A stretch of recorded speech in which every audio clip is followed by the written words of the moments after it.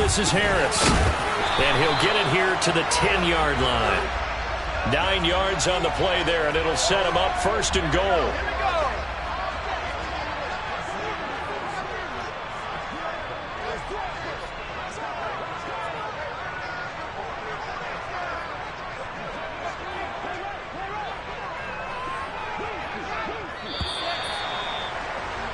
We're scoreless after one.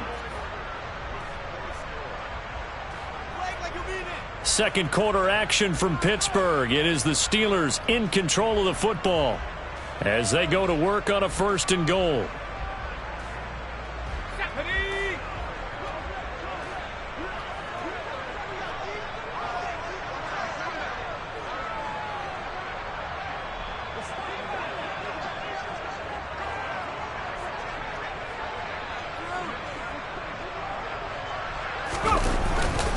They'll run again with Harris. And he goes backwards here, losing yardage back to the 16. First down, a bit of a disaster, and now on second and goal, back even further. Throw left side complete. That's Harris. Touchdown! Najee Harris, a 16-yard touchdown. And the Steelers post the first points of the ballgame as they take the lead here in this second quarter. Well, I think, and correct me if I'm wrong, but his top two options were not available on that throw, so he went the safe route. Oh, they flip it to the kicker. He looks like he's going to throw it. His throw incomplete. I thought the days of the fake extra point were numbered once they moved these kicks back to the 15.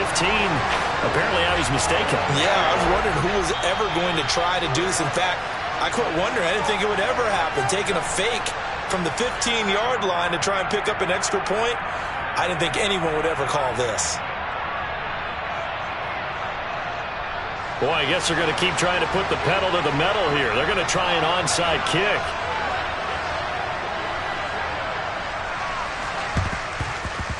And this one's going to be covered up by the Packers hands team. A second quarter onside kick there that failed. Is that something that maybe they had dialed up before this game started? It feels like it, doesn't it? That they thought they had the right situation, you know, and the right approach in going after it. Also may signal that they feel like they have the superior team, that they can try these sorts of things and it won't come back and hurt them later. He has it complete to Christian Watson. And he goes down, but not before getting this inside the 25. A good pickup there, 21 yards.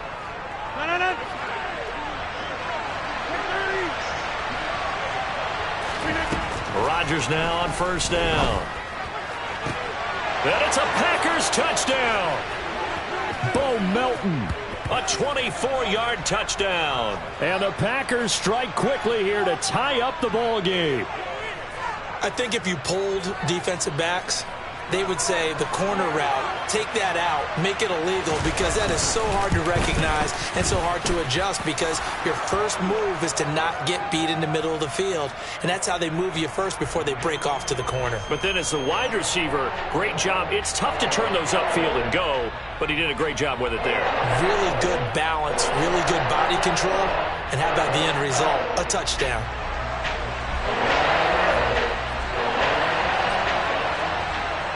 Now after the touchdown, here's Crosby to kick it away. Austin elects to bring this out of the end zone.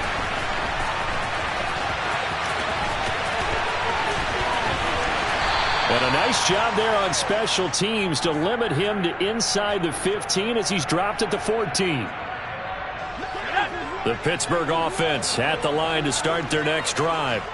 A long drive last time out for this offense, Charles. If you remember, they started basically in the shadows of their own end zone, marched it down the field, and a lot of that was through the passing game. And, partner, as a former defensive back, I'm having almost a physical reaction watching what's happening right now. But let's give credit where it's due, because they've done an excellent job moving the ball through the air. Secondary getting picked apart pass by pass. Obviously, they need to make some adjustments there on the back end. And because offensively, we know that they're not going to be shy about throwing that football. Pickett's throw brought in by Austin. And that's good for a pickup of 10 yards. And that'll leave him with a second and just a few inches left. Pickett back to throw. He's going to rifle one deep left side. He rifles one, and that's going to be intercepted. Picked off by Eric Stokes. And into the end zone. It's a pick six and a Packer touchdown. What you just saw there, first-round talent, second year, even more success. A pick six for a touchdown. A great play. And it's tough for these guys, you've told me before, to adjust in the secondary as a first-year guy. So that sophomore season is big for them. They really start to expand the playbook for them even more. Sometimes they dumb it down a little bit to make them comfortable year one. By year two, they should have all the nuances, and now they've adjusted to the speed of NFL play as well. Showed right there. Austin elects to bring this out of the end zone. And tackled at the 21-yard line, so a net negative there of 4 yards.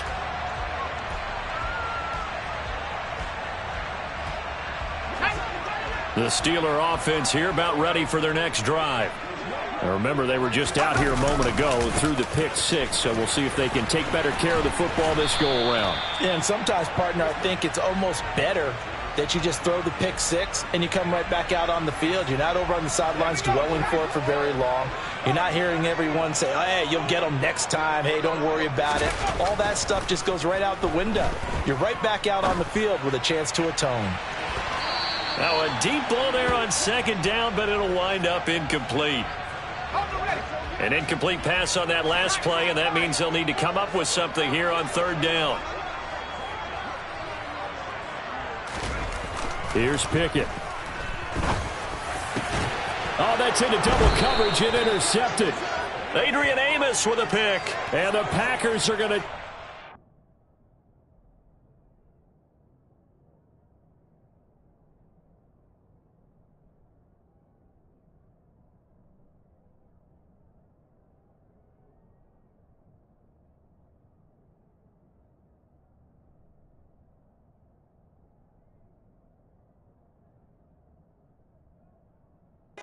Possession of the football. So here's a 1st and 10 at the 38. So after the INT, it's Rodgers.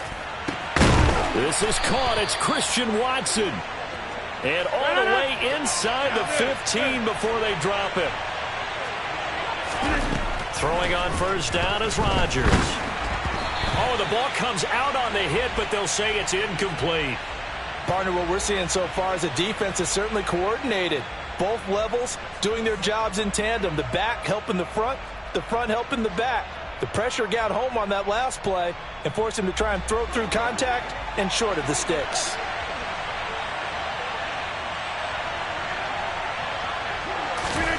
Rodgers will try again on second down. And it's intercepted at the goal line. Picked up by DeMonte Kazin. And now off to the races down the right side. The 20. And he brings this one back. It's a pick six for a Steeler touchdown.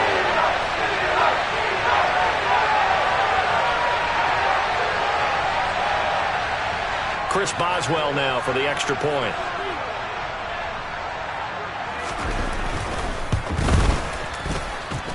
And this is up and good. It brings him within a point now. It's 14-13.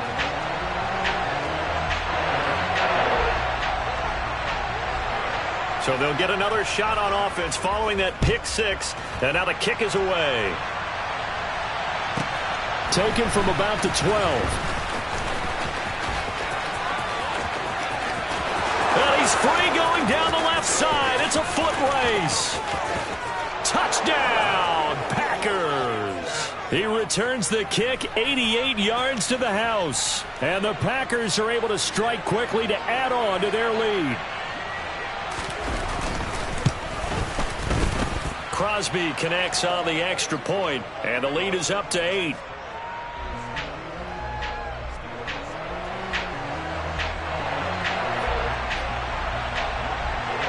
So now the other return teams out there as they'll try to duplicate what they just saw. Austin elects to bring this out of the end zone. The lane opens here. He's past the 30. And all in all, a pretty solid return. Nearly got it to the 35. They'll mark him down officially at the 34.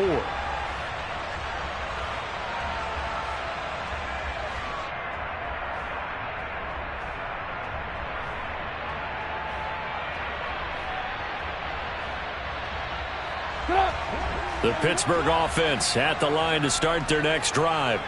And they've sort of lost their way, partner. How do they recalibrate and get this proverbial train back on track? Well, this is where leadership really comes into play.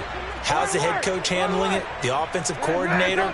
Sometimes they just make a joke. All right, guys, had your fun? All right. Throw it out the window. Yeah, let's get back on track here. And sometimes that'll work just fine. I guess it's time now to lean on that leadership. Completes it to Austin.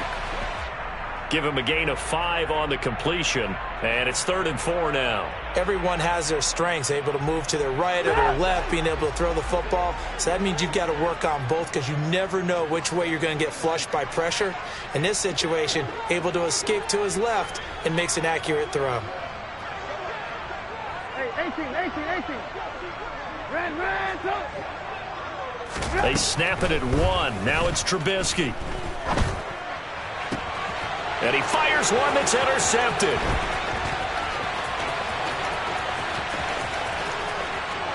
And into the end zone. It's a pick 6 and a Packer touchdown.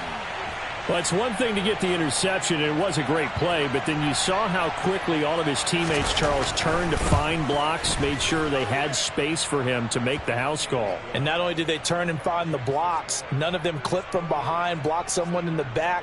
This play is going to stand. And how about what we see each and every week now? When the defenders make a big play, there's always a group celebration after the takeaway. So not much time to speak of remaining in this first half as the kick's away. This is taken just shy of the 10. And he'll take it up past the 25 to the 26-yard line.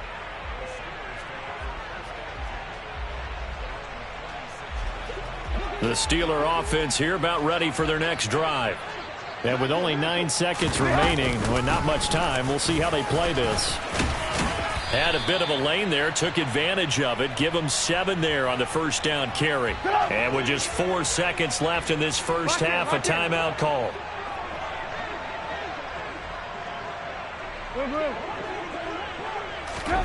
Final play of the half. It's Trubisky. Looking middle, and it's incomplete. So 2 quarters down, 2 remain. Charles and I return after the break.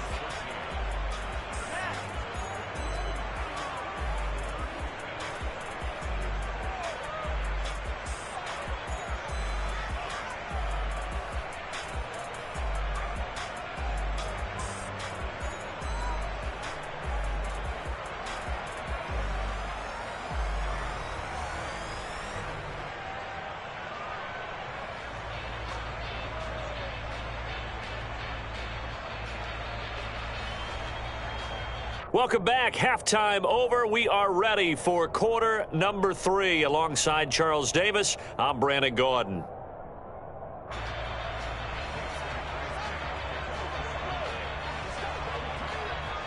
The Steelers going to get the football first here, trailing on the scoreboard as we are back underway on EA Sports. Taken from about the 12. And no chance to get away as they'll get him down at about the 17-yard line. The Pittsburgh offense at the line to start their next drive. And right out of the gate, they face what you think could be a pretty important drive. I would say so. You know, they're down 2 scores. That's not the end of the world. It wasn't the strongest of first halves, but for them to start clawing back, they've got to start putting a little pressure on that defense, start cutting into this deficit.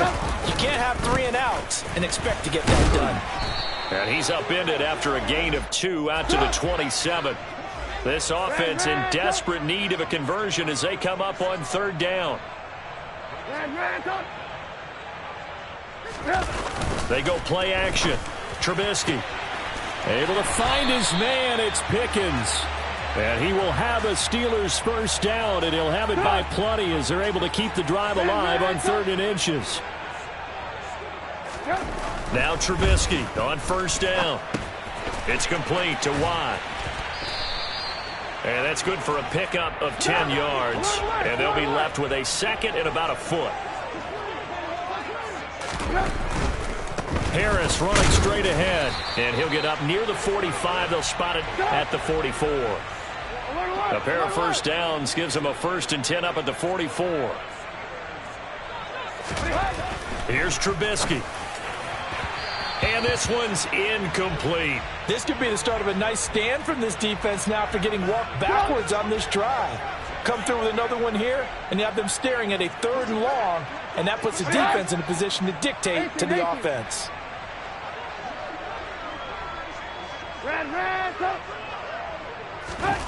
Again on 2nd and 10, it's Trubisky. Open man here is Gentry.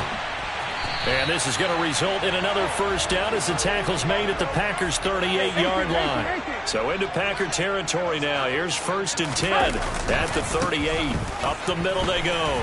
It's Warren. And he gets it down to the 32. 6 yards on that last play. Here's 2nd and 4.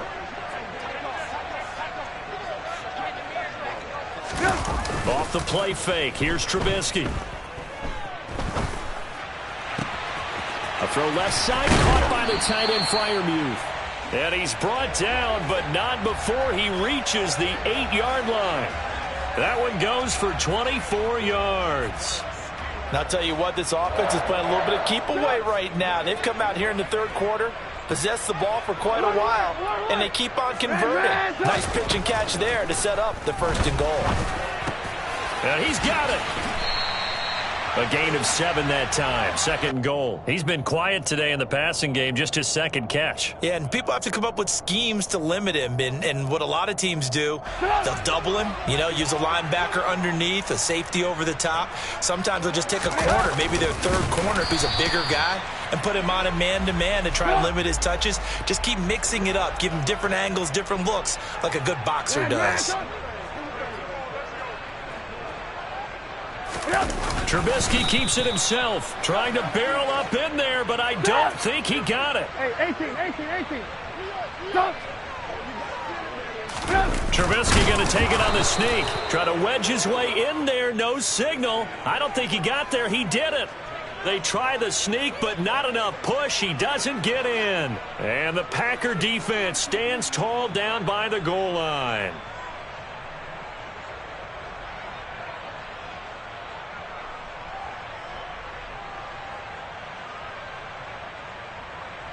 The Packer offense ready to get their next drive underway. This is sort of what you would call a put-away drive, isn't it? They score here, especially a touchdown. It's almost out of reach. It certainly feels that way, and I think that they're going to call their plays accordingly because what you really want to do, even though the scoreboard is still up there and the game's going to go on, you feel like you can take the spirit away from another team, that their drive and will to come back and win can be taken with another score right here. Yeah, still 3rd quarter, but you just get that feel. Yeah, they're teetering right there on the brink, aren't they?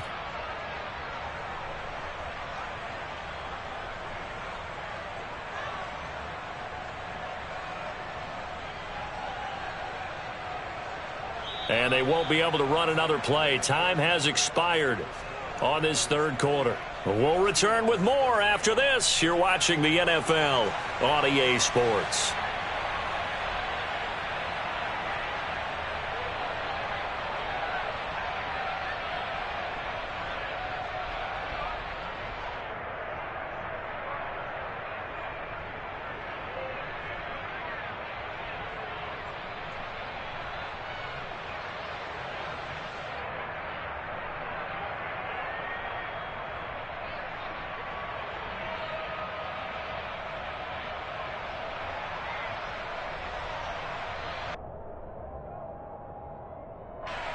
The last run got 9. That leaves them with 2nd and a yard. They'll go again to Jones. And they'll bring him down right around the 13. They'll get 3 as the drive continues. It's a first down. 2nd and 1 and people want to run the football, this is where every back in the league is supposed to do exactly what we just saw there. Pick up the first down. No.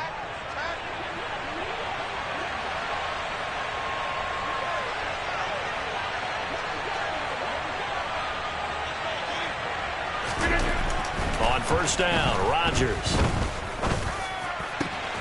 And this is caught. Mercedes. And now look at this. Big gain, but a fumble. And they'll start with great field position at the...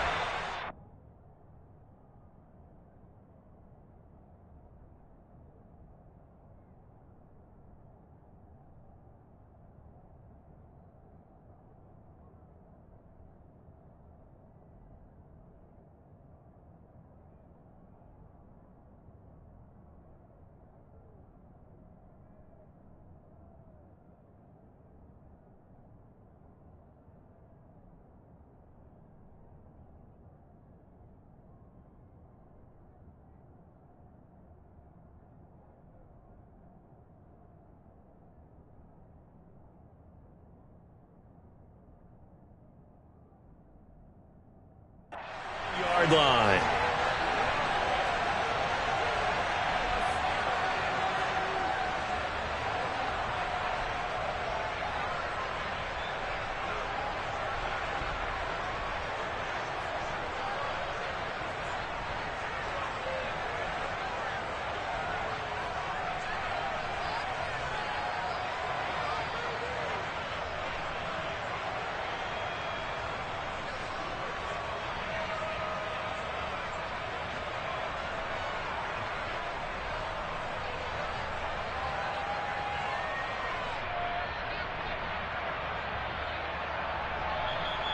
Now problems right out of the gate. We're going to get a delay.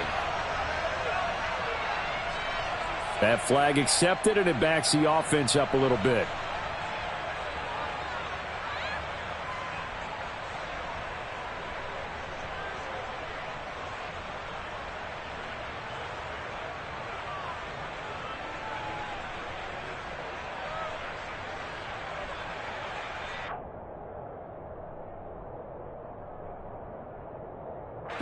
Now they need 15 yards on this series after the delay of game. 1st and 15.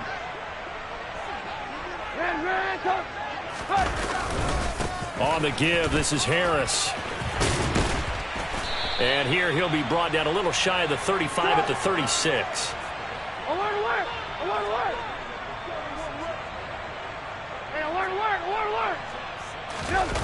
They go play action with Trubisky. That swung out wide to Harris. So back-to-back plays, each get nothing. And it brings up 3rd and 5 now. As a defense, you're more balanced when you're in zone coverage because you're able to keep your eyes on the quarterback and see the play develop in front of you. They're able to keep the quick pass in front of them and stop it right at the line of scrimmage. Play action. Now Trubisky. And at the 7-yard line, the catch is made. And in for the Steelers touchdown. Zach Gentry, 36 yards. And the Steelers take the forced fumble and convert it into 6 points. And now in a 9-point game, they'll still just need to go for 1 here. And it's good, so that will get them back within 1 score.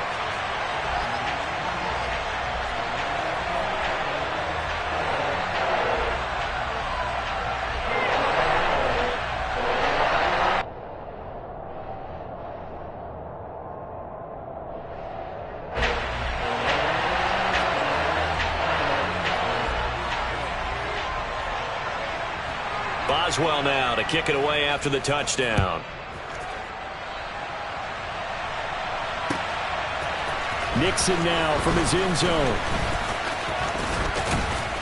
A solid return, pretty good field position. They'll start at the 32.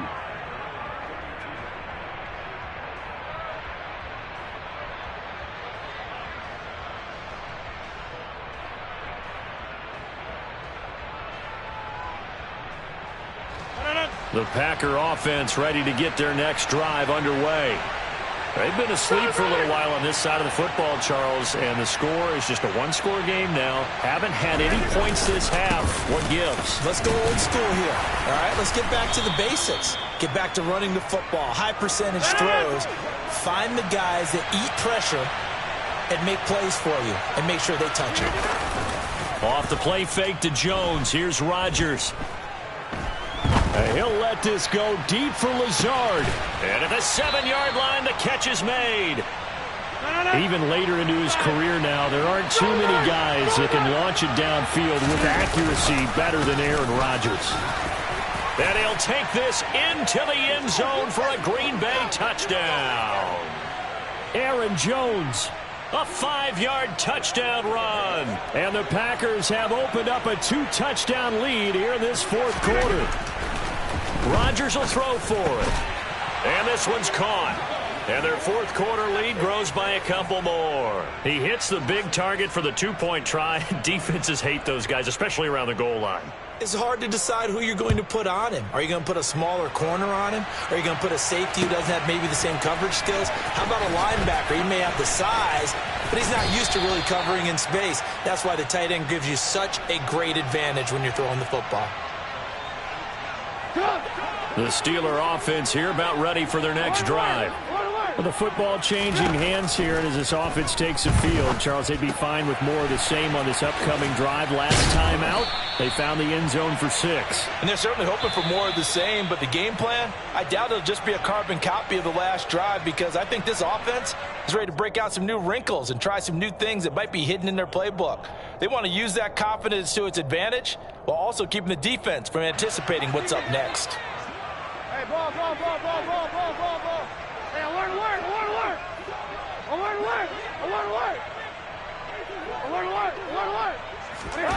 Looking to throw again on second down. Trubisky, he's going to let it fly.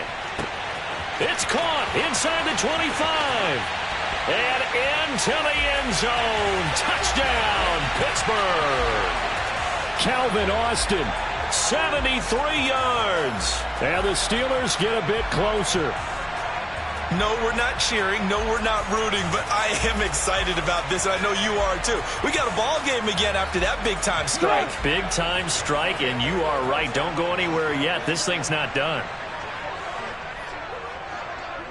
Hey, 18. Red, up. Throwing now is Trubisky. And that one is caught.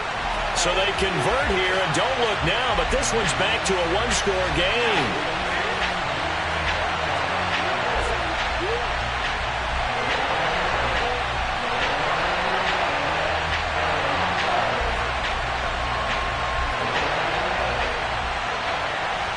Boswell now to kick it away after the touchdown. Fields it right around the goal line. And good coverage there on special teams as they'll get him down shy of the 20.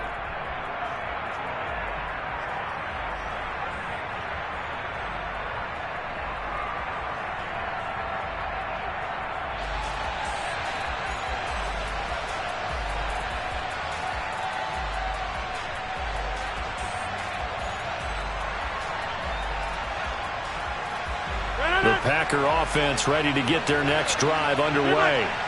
And this game not quite over yet. And we'll likely see them take all 3 timeouts defensively, so they can't just kneel this one out. They're going to have to try to run a few plays. You're exactly right. They've got to get a first down and make them use up all their timeouts in order to feel like they have this one in hand. That's it. That's what you want. Straight ahead positive gain. Just keep that clock ticking. This, in all probability, another run here on 2nd and 8. Rodgers looking to throw. And he can't get a throw off. He's taken down. What a huge play at this point in the game. Okay, I'm not sure you could actually draw up a better pass rush than that one right there. Nowhere to go outside. He had to keep backing up and backing up and backing up. Eventually dropped for a huge loss. Rodgers to throw. He's able to find Melton. And way up past the 35 before he's taken down. 3rd and 19, no problem, as they're able to convert. And a good quarterback facing zone coverage. If he has just a little bit of time to survey the scene, that's what's going to happen. No doubt about it. If there's no pressure, he's going to continue to pick them apart because he'll have all that time to find someone open downfield. He can only cover for so long. So maybe they want to go to a zone blitz scheme, get a little bit more pressure. Remember when Carolina did that against Denver? They lost the game ultimately. They dropped the defensive end out, and he ended up with an interception in that game in Super Bowl 50. Maybe some sort of scheme like that to try and get more pressure at the passer. Now Rodgers. Eyes the crossing route and hits Watson. And they'll work this down inside the 30. The Packers going to use one of their timeouts. It's just their first. They've got 2 more to use here in the final stages. Back to throw, Rodgers. Looking downfield, and that's caught right side. He's got his man. And he's across for the touchdown. And in the final minute, that should just about seal it. I know Paul Revere talked about by land or by sea, right? You know, 1 by land, 2 by sea. He didn't mention air because right now we're seeing a big-time performance, aren't we? That's 2 touchdowns so far in this game. Where'd you pull that one from? And, you know, every now and then I actually listened in history class. And you're just a scholar all the way around. You're reading all the time. I like that you fit that into the broadcast. You know, I just grab a nugget when I can. And this doesn't work. The Steelers recover it. Well, 4th quarter, they felt like they needed the football back. Unfortunately, they couldn't get it. And I know we brought analytics into the game, and someone has said here that the data says that when a team's expecting an onside kick, 80% of the time, the team expecting it, they do actually recover the ball, which is what we saw here. I just wonder if that number is much more of a anecdotal type of a number, kind of like when the coaches tell us, well, when you score on... And this is caught. And he takes this one into the end zone, and all of a sudden, here in the final minute, things get a little bit tighter. Well, they knew a lot of steps had to happen here. They got step 1, the touchdown. You need a 2-point conversion here, don't you? You do, and as you continue to look ahead, if they're able to get that, somehow get the ball back and get another score, they have to go for 2 again. That's why teams are practicing multiple 2-point plays. We saw that in Super Bowl 51 with the Patriots getting a pair of big 2-point conversions. Fighting for the end zone. He lost the football. It's out, and the Packers pick it up. Well, that 2-point attempt failed due to the fumble, but people that can't see this, but you got a ball in your hands now, and you got the thing locked in pretty well. You got it covered up. I love having a football in the booth. I always hang on to it. It makes me feel like I actually played back in my day. Well, you probably could have. If you had run that play, you would not have fumbled. I can tell you that. Maybe. And they've got it. They recovered it.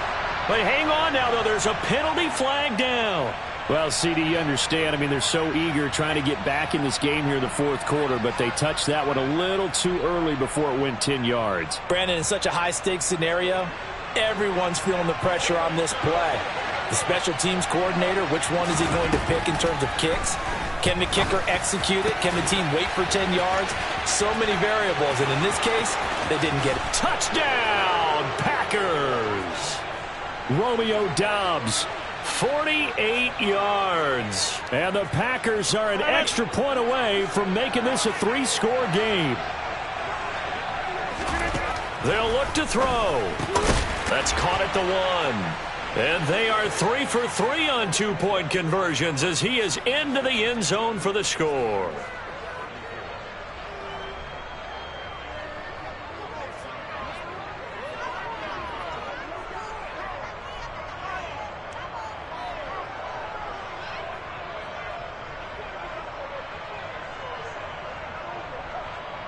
Now after the touchdown, here's Crosby to kick it away. It's a squibber picked up around the 27. And they're going to have terrific field position as they finally get to him, but just shy of the midfield stripe. The Pittsburgh offense at the line to start their next drive.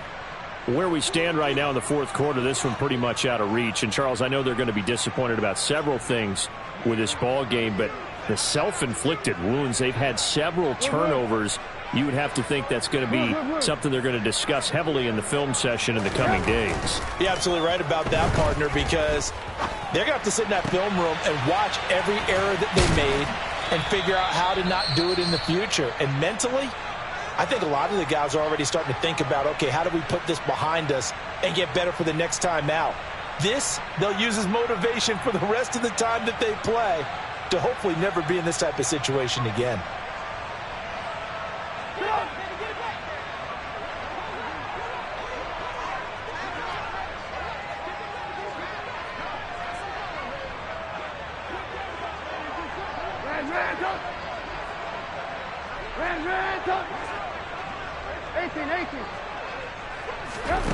One last shot for Trubisky.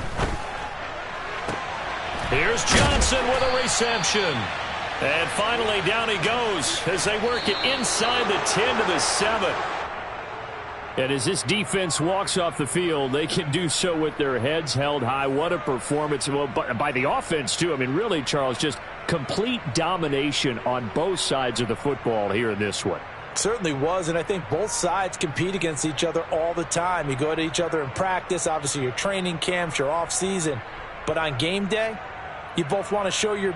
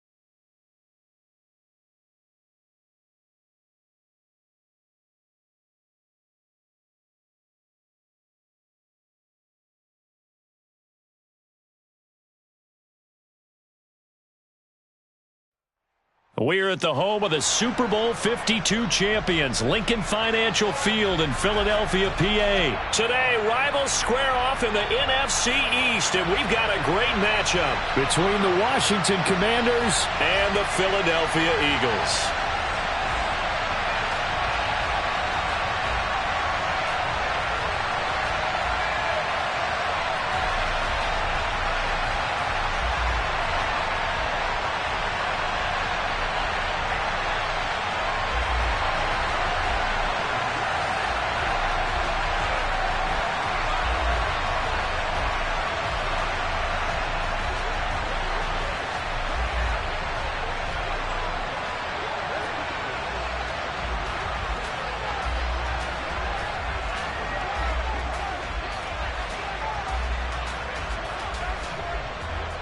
Two teams more than ready to get this one started. And off we go from Lincoln Financial Field. This will be brought out from the middle of the end zone. And he'll be brought down shy of the 20, so the decision to bring it out of the end zone, not a good one.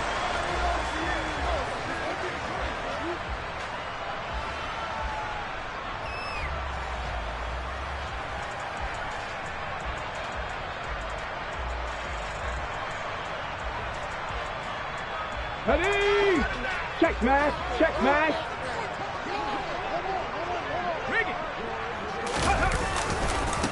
Boston Scott, his first carry. And some room to work.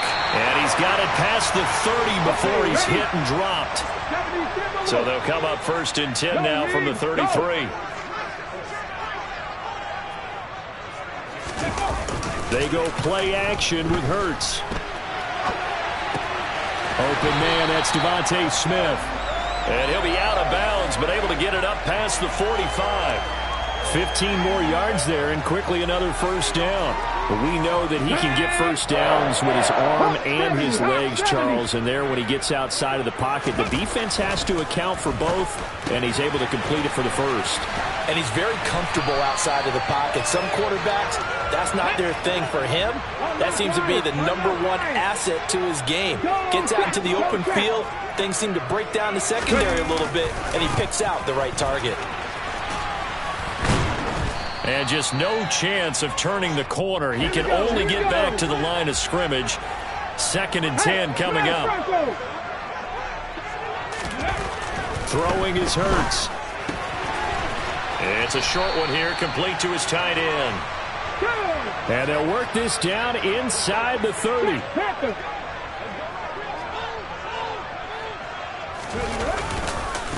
Now Scott. Well, they hit him in the backfield, and he will not escape. And that is not going to get it done. Tough sledding. They lose a yard there on 3rd. An interesting and intriguing decision there defensively, because they kept extra DBs on the field despite seeing the multiple tight end look that came out for the offense. I thought they were going to switch out of it. I didn't know if they felt they didn't have time or what the case was. Well, in any event, the extra speed allowed for great penetration as they stuffed that one behind the line of scrimmage. Facing a 4th down, they come away with 18 yards and the first down conversion.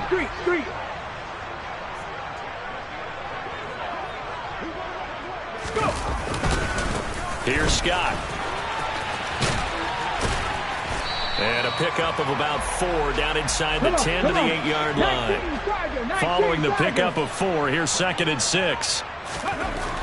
Here's Hurts to throw. He rifles one that's intercepted. And the Commanders are going to take possession here at their own 3-yard line. Not something you see very often from a quarterback of his caliber, an opening drive interception. Oh, there's no doubt in my mind that even he's surprised at how that one played out. But we know this guy is not going to stop him from continuing to fire as this game goes along. Probably give a little nod of respect across the field for that one and let him know he'll be back the very next series. And he'll take this one up to about the 13. A nice run there, 9 yards, and it'll be 2nd down.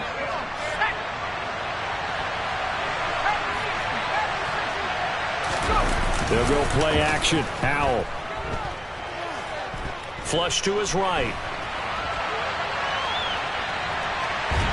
Pressure gets to him, and down he goes. Back at the 4-yard line. They'd like to avoid punting from their own end zone so they could use something here on 3rd down.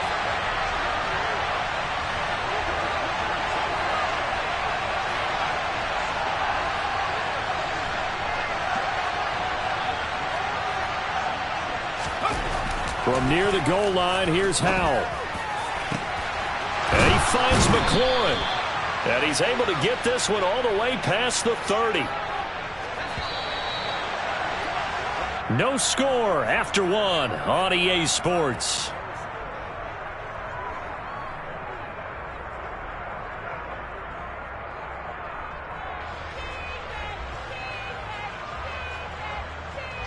So they'll come up 1st and 10 now from the 33.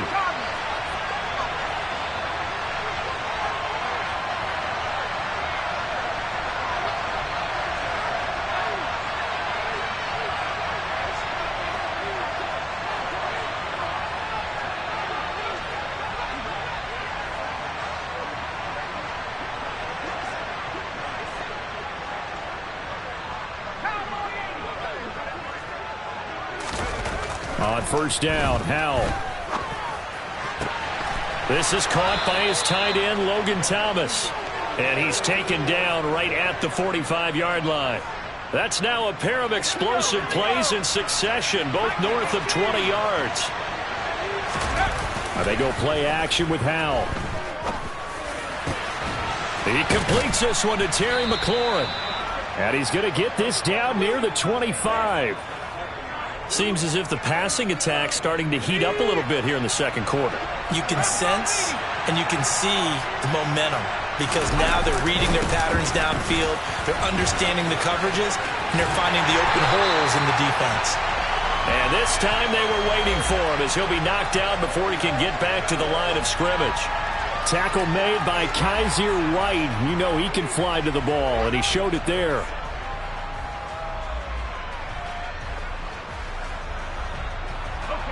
A rare misstep on that last play because the drive has been strong, but now it's 2nd and 12. Second down and a run by Robinson. Oh, and fine work there as he gets this thing down to the 11-yard line. They give him 16 yards there, and it's a Washington first down. That's how you get right up off of the mat, because on the last play, they stoned him in the backfield and dropped him for a loss. But he's the type of guy that scared me a little bit because he's not daunted. Just got right back up, showed some confidence, and picked up a first down with his very next run. And the reinforcements come in as they're going to stop him behind the line. So after the loss of a yard, they'll look to push forward here on 2nd down and 11. This time they'll throw it with Howell.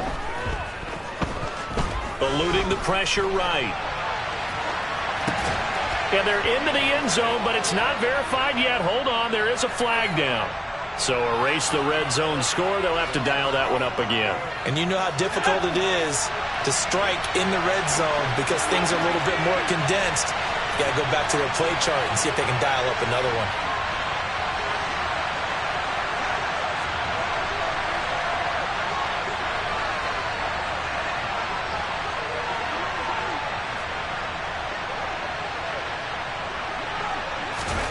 Now on 3rd and long, they'll look to throw.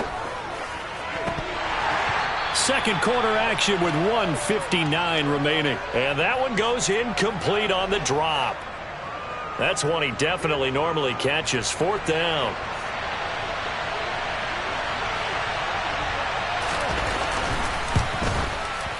Sly able to put this one through. And the Commanders get out to a 3-0 lead. Well, it's not the touchdown that they wanted, CD, but still, they got to be pretty happy here. You steal the ball away from them on their opening possession, and you turn that into the early 3-0 lead.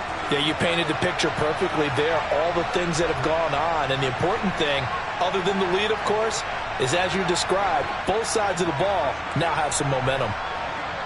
Kick team out there for the Commanders as they send this one away.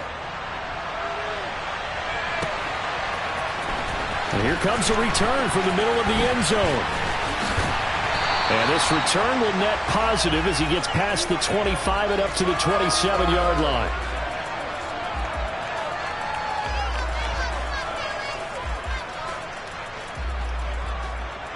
The Eagles offense set to begin their next drive. They threw an interception the first time they had the football, only gave up 3 points off of that, so it shouldn't be a difficult hole to overcome. It really shouldn't, as long as they're not listening to the chatter coming from the other side, because when you throw a pick, look, I know defensive backs, they have a tendency to be a little bit loud after they take one away, but they also have a tendency to gamble a little bit more, thinking they'll get a second one. Maybe they can take advantage of that with some double moves. They'll run with Scott. And he won't be close to a first down as he runs into a wall right around the line of scrimmage. They'll try and throw for it with Hurts. And he will find his man on the outside. And they'll get this down to around the 47-yard line. Could we get a touchdown in this first half after all? It's 1st and 10. Hurts. Out to the left there and complete to the tight end Goddard. He's got room at the 30, down the left sideline. A big play there just before halftime. 45 yards. On the carry, this is Scott. And he's in. Touchdown, Eagles. Boston Scott in the final seconds of the first half. And the Eagles have taken the lead here in the final stages of this first half. Elliott good on the extra point, and that makes it a 7-3 lead.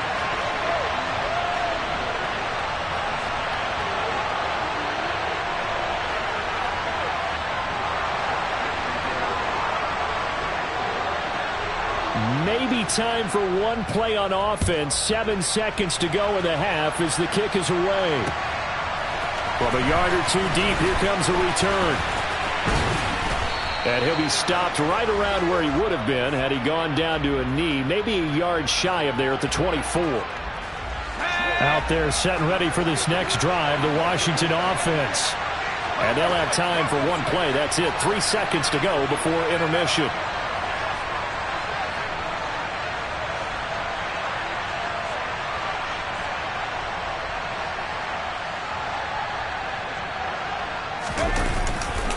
They'll indeed try to run it out as they start on the ground. Now Robinson coughs up the football. It's loose. And the Eagles have recovered. First half in the books. You're watching the NFL on EA Sports.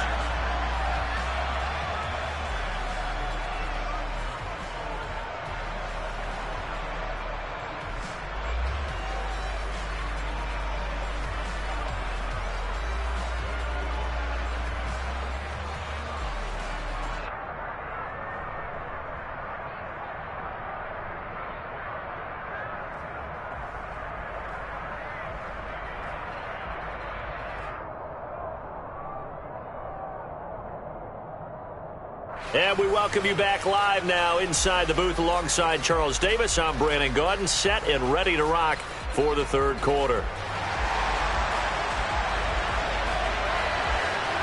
Washington down on the scoreboard, but they are getting the football first here, and we are back underway on EA Sports. Taking it about the 1.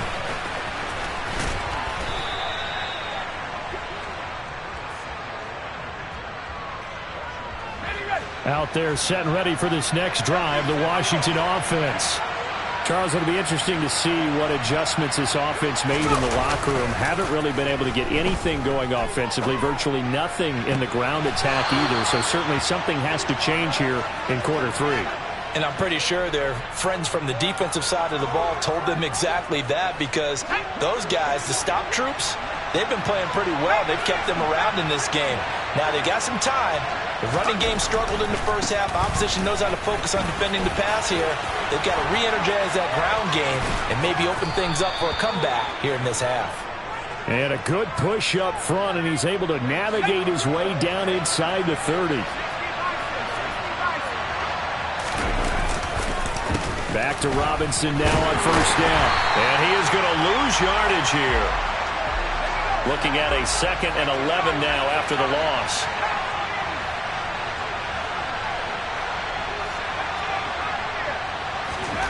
Now Howell. Catch here, left side, Thomas. And they're going to move it down to inside the 25.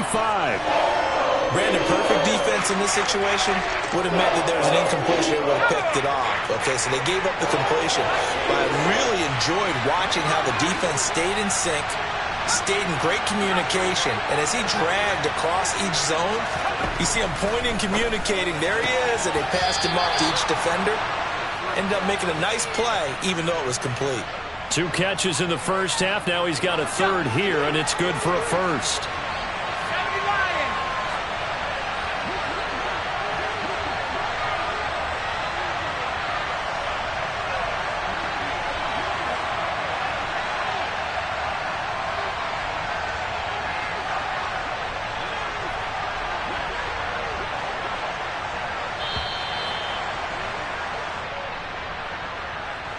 The offense knew it. They were already starting to walk back as that one is accepted.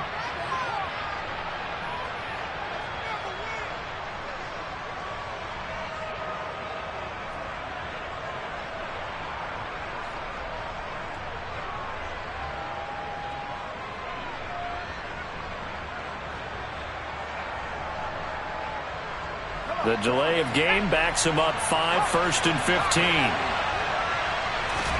Howell now to throw it. Looking for Dotson, and he's got him. And he doesn't quite make it, taking it within an eyelash. Dropped at the 1.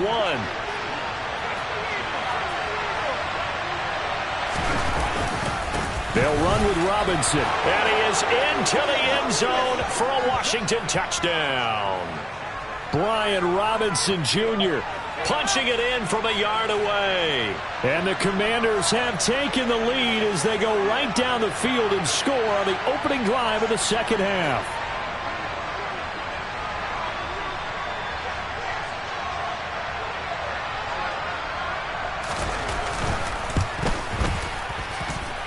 Extra point by Sly is up and good. And the lead is now 10-7.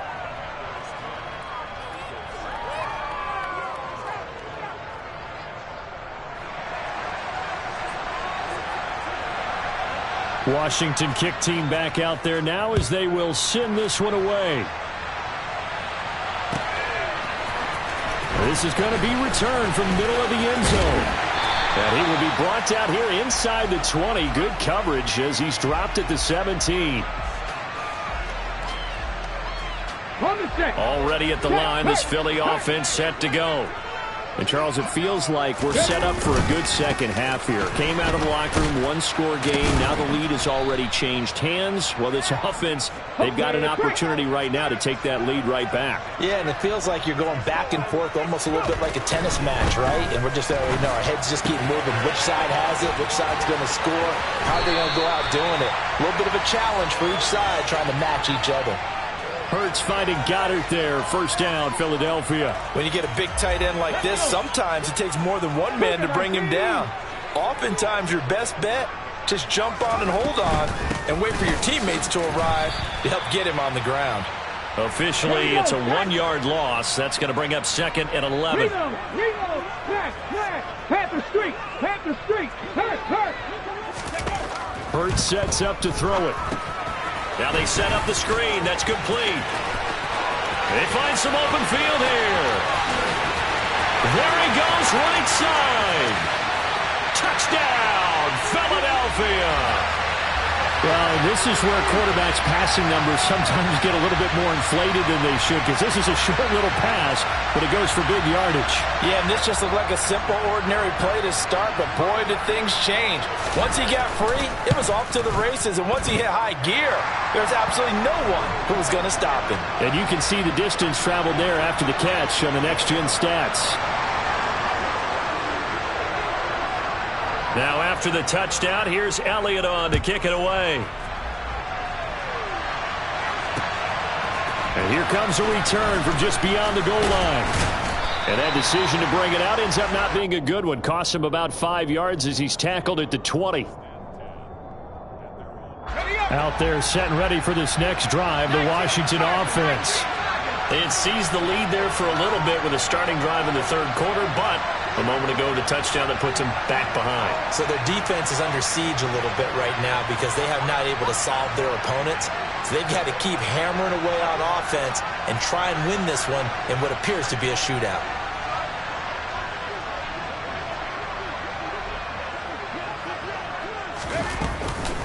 Now a handoff to start it out. Robinson. And he is met quickly in the backfield. Down he goes, folded like a lawn chair. He'll lose a yard there, and it's 2nd and 11. I know they'd love to take some heat off of that young quarterback, but so far, not much in the running game, and this won't help things either. A loss on that play. So both teams trade touchdowns, and the third as we're through 3 quarters of play. This is the National Football League on EA Sports.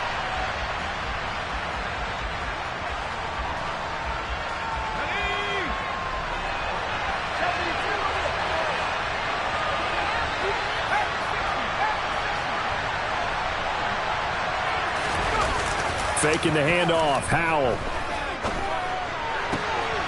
This one complete to Curtis Samuel. And they're going to get this beyond the 40 before he's taken down.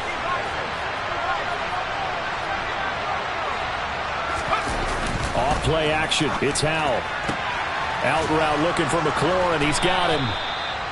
They'll wind up getting 7 on the play, and it's second down. With a play fake, and now here's how to throw it. Pressure comes, and down he goes. The Eagles get there for the sack. Possibly a turning point. Big play coming. This is 3rd and long. Howell throwing on 3rd down here. Thomas brings it in. And he has a big gain inside the 40 before being dropped. That'll put him at 77 yards receiving for the ball game. It's a 1st down.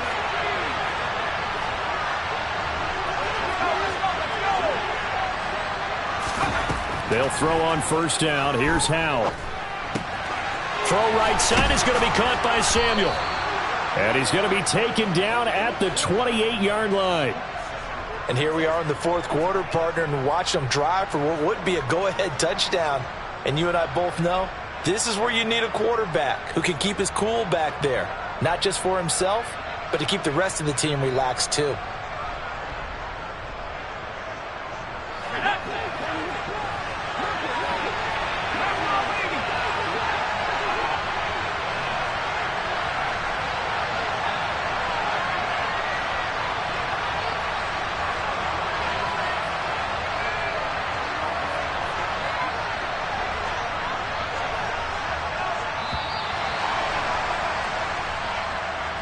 So they accept the penalty, of course, and push the offense backwards a bit.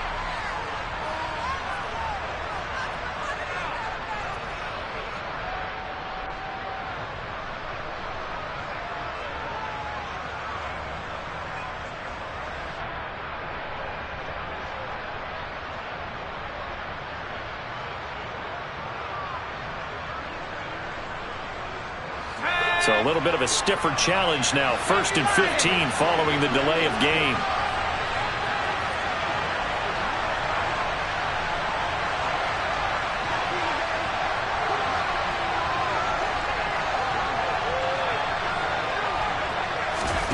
Out of the gun, it's Howell.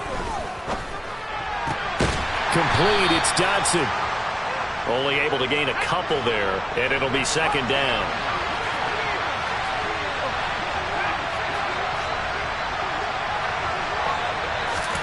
It's Howell with another throw. Going right back to Dodson. And finally down he goes as they work it inside the 10 to the 7. So it's Washington with the football here as we welcome you back. They come up on a 1st and goal with this game still hanging in the balance.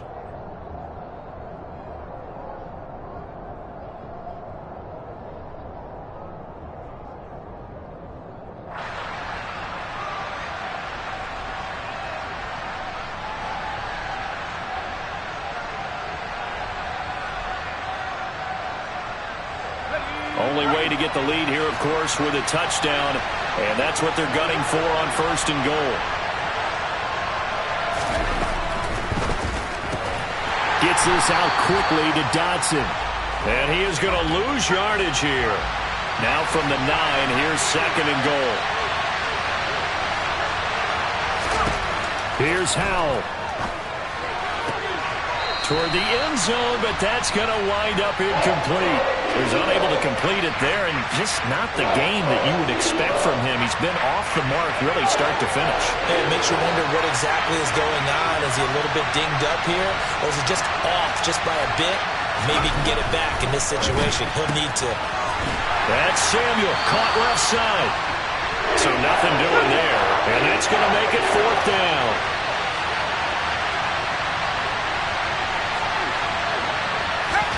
4th down, Howell, desperation time. Touchdown, Washington. Jahan Dotson, a 9-yard touchdown grab. And the Commanders put together a 4th quarter drive to take the lead. Extra point by Sly is up and good. So it's now a 3-point game here in the closing stages as a field goal now can only tie it. The kickoff team on the field now as they will send this one away. And that one will bounce out of the back of the end zone, so we will start here at the 25.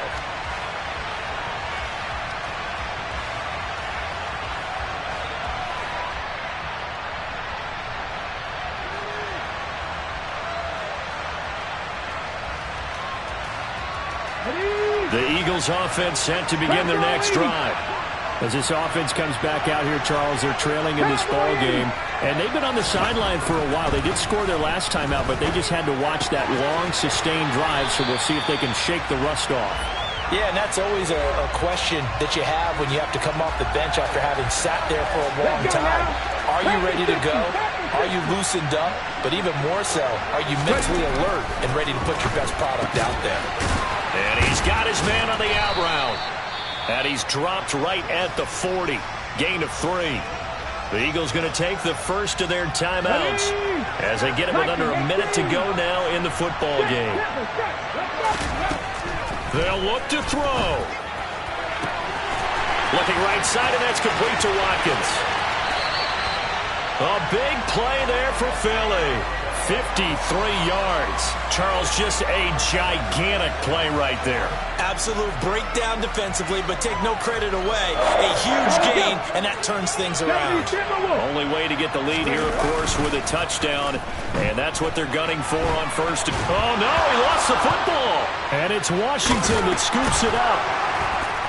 And a big turnover there as his guys will get the football back. Well, that simply is a missed opportunity. They're in position. If they take the ball downfield and score, they've got a chance to win the game. Instead, they cough it up. I don't think next week at practice is going to be a whole lot of fun for him. On the other side, no bigger time to force a turnover when you've got that small lead. Yeah, and when you look at it from the offense's perspective, taking care of the ball is so important. I know they're going to have all kind of ball security drills in practice all next week. A loss of a yard there to start out. That leads to a 2nd and 11.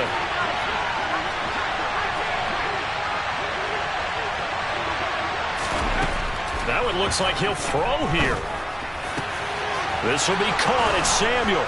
And he'll be taken down, but they've got this one up to the 35-yard line. And now with 4 seconds left, we get a timeout call.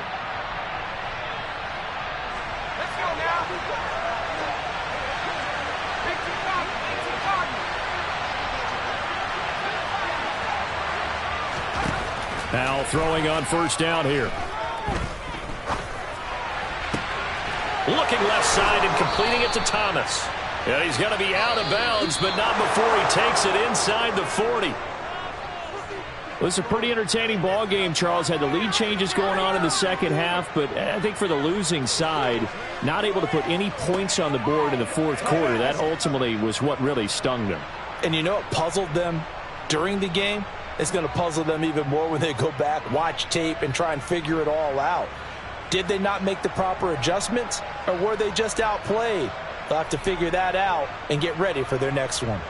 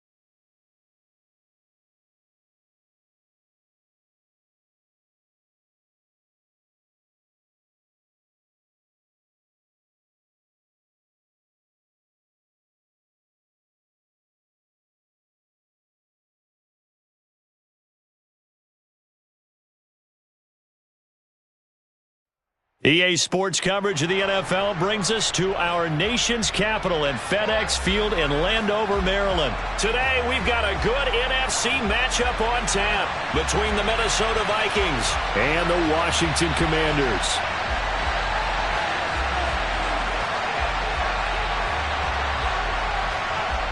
Set to go now on a beautiful sunny afternoon, and we are underway from FedEx Field.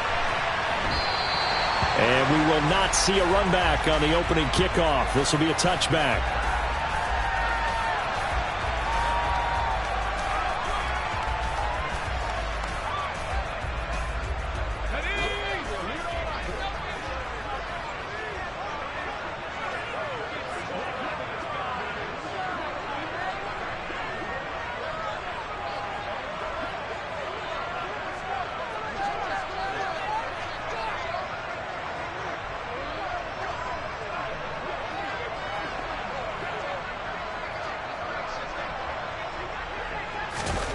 Howell, first play, going to throw it. Under a heavy rush, and down he goes.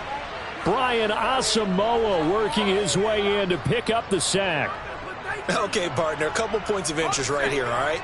Offensively, we see that they came out throwing the football, but maybe more importantly, the blitz that came defensively, they got right after it. And you were telling me pregame before we came on air, you think this is something we could see a lot. Yeah, there's no doubt about it because this is a unit that wants to play the game on their terms. It'll be a pickup of 15 as that'll lead to third down. And just play number 3 here on the opening drive, and it's an early 3rd and 1. 3rd and 1. Howell's going to throw it. Got his target, Samuel. And he's going to have a Commanders first down as they're able to get the 3rd down conversion. Howell to the air on 1st and 10. He'll let this go for the end zone.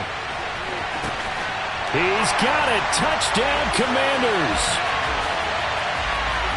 Boy, just zero hesitation from the rookie passer there, partner. He is coming out firing in this opening quarter. And all the talk leading into this game was that pass rush talking about challenging this guy, getting into his grill, getting into his space. And how about him? Might be his first year in the NFL, but I don't see any fear in him at all. How about that big-time throw right out of the gate?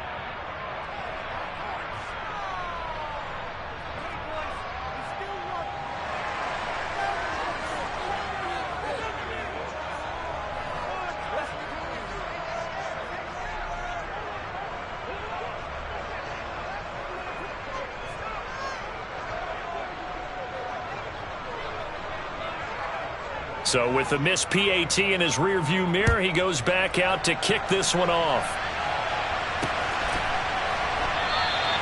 And Rager will not return it, so it'll come out to the 25 on the touchback.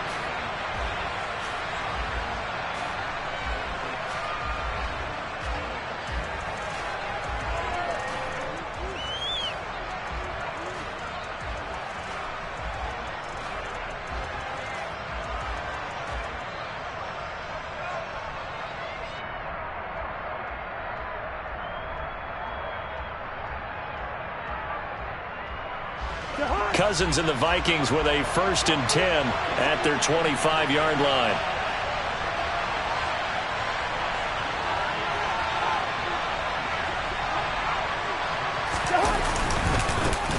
They start the drive with Cook.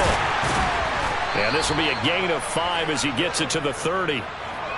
Oh, that was a thing of beauty right there. Look at how quick those blockers fired off the line once the ball was snapped.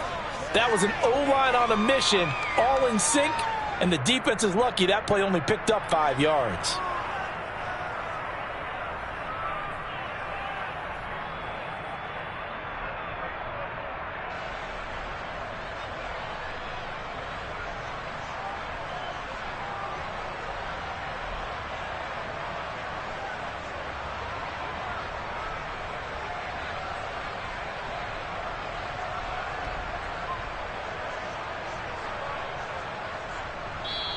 Now a whistle, and I think a penalty here for a delay. No, they're going to say timeout. They did get the timeout in time. They'll have 2 remaining as we step aside here in this first quarter. Ball on the 30. They'll come up with a 2nd and 5.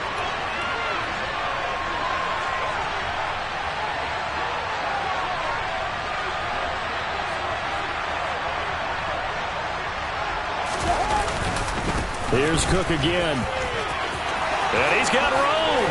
Oh, look at the juke. And he slips up past the 45 before being tackled. It's a gain of 16, and the Vikings have the first down as well.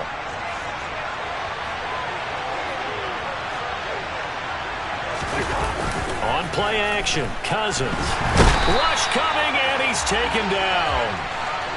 And they need to work to at least get some of this yardage back after the sack. 2nd and 19. Cousins. Under pressure, and they got to him again. Cousins with work to do after the sack as he brings his guys up on a 3rd and long. He'll look to throw.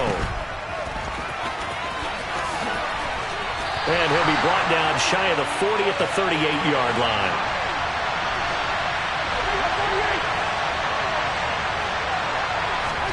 Cousins to throw for it on 4th. They're looking for Jefferson, but this is intercepted. Picked off by Benjamin St-Juste. Brandon, this is a veteran quarterback back there. He should know better than to make a throw like this. This is definitely not his best ball, and I think he knew this was trouble the second it was leaving his hand.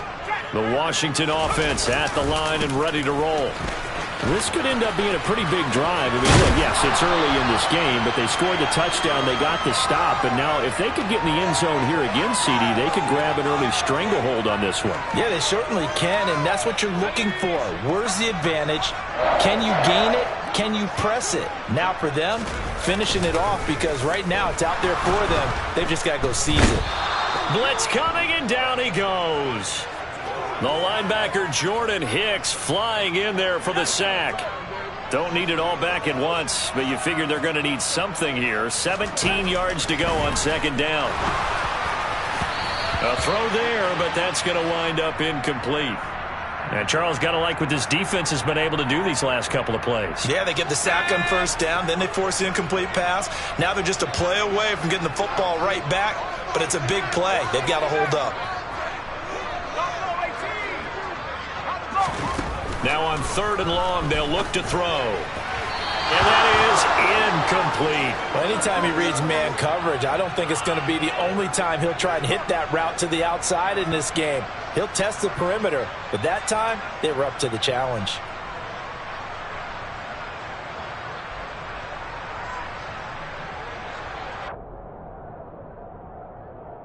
And this should be the final play before the quarter ends.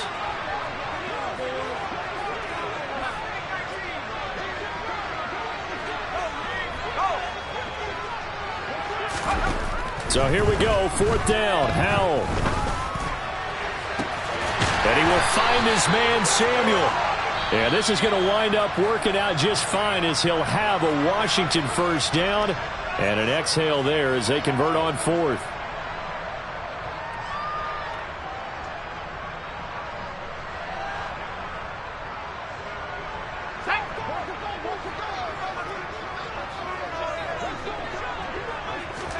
First down, Howell to throw. And returns it right back to Samuel. And he's brought down here just outside of the 20. On 1st down, Howell. Over the middle, complete to Samuel. And they're going to get this down inside the 15. Throwing again on 2nd down. Howell. And he coughed it up. And the Vikings pick up the football. This drive didn't end well, but if they can keep stringing these together, they'll like what they're doing. That was an 8-play drive before it ended in a fumble. So the takeaway's got to be doing what we want to do and doing it well. Just got to take care of the ball at the end. Boy, nowhere to go at all on that 1st down run as they will get to him behind the line of scrimmage. After the loss to start out, here's 2nd and 11.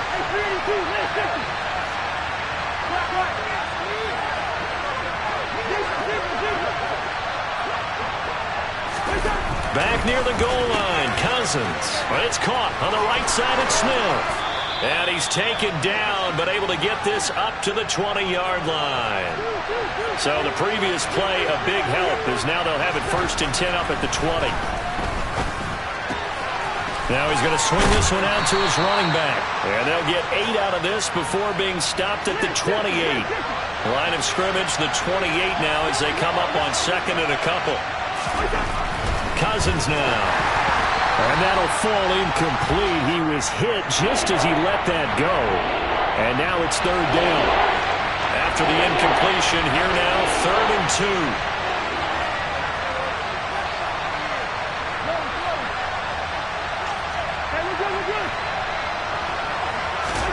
Cousins again. That's complete to Justin Jefferson. And he will have a Vikings 1st down as they're able to get the 3rd down conversion. Yellow, yellow, yellow.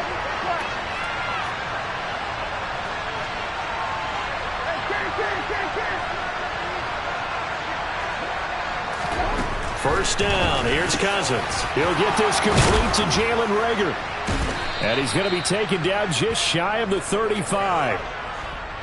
But one of the ways that quarterbacks keep all the receivers alive in a play, never lock in on any one guy. Make sure you keep your eyes moving, scan the field. And here he finds the open guy for a nice pickup. So from the 36 now, 1st and 10.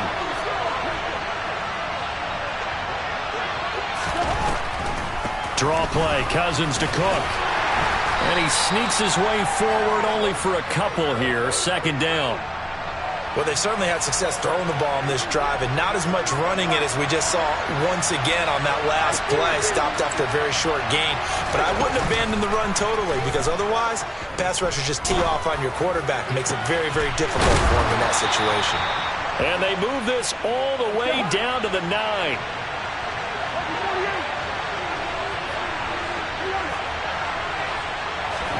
Play action now, Cousins.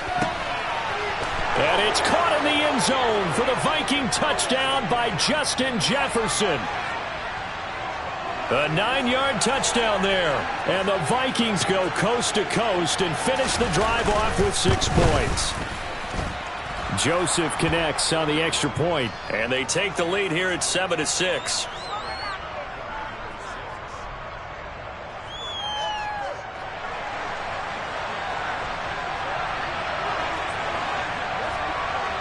Minnesota's kick team ready, and the Vikings boom it away.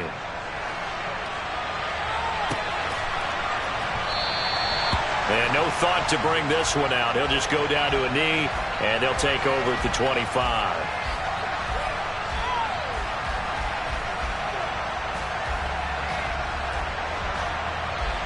Out there set and ready for this next drive, the Washington offense. We've got a little more than a minute to go, and I think the offense is saying, hey, all we need here, a field goal, and we can take the lead into intermission. And that's caught inside the 30. Touchdown, Washington. Terry McLaurin, 2 catches, 2 touchdowns here so far. And the Commanders will take the lead here in the final minute of the 1st half. He put quite a bit of air underneath that touchdown pass. And, of course, we knew that he had the strong arm. That part was easy. You could see that throughout his college career. But what you want to know about a rookie is when the pressure's on, can you throw with touch? He just did right there. And, boy, it was pretty. And he will find the end zone here. And the lead moves up to 7.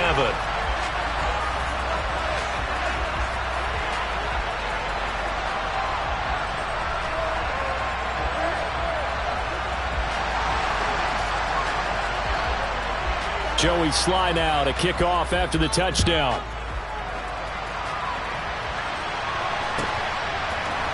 Out of his end zone, here comes Jalen Reagor. And he's able to get this across the 20, but not by much, as he's marked down officially at the 21.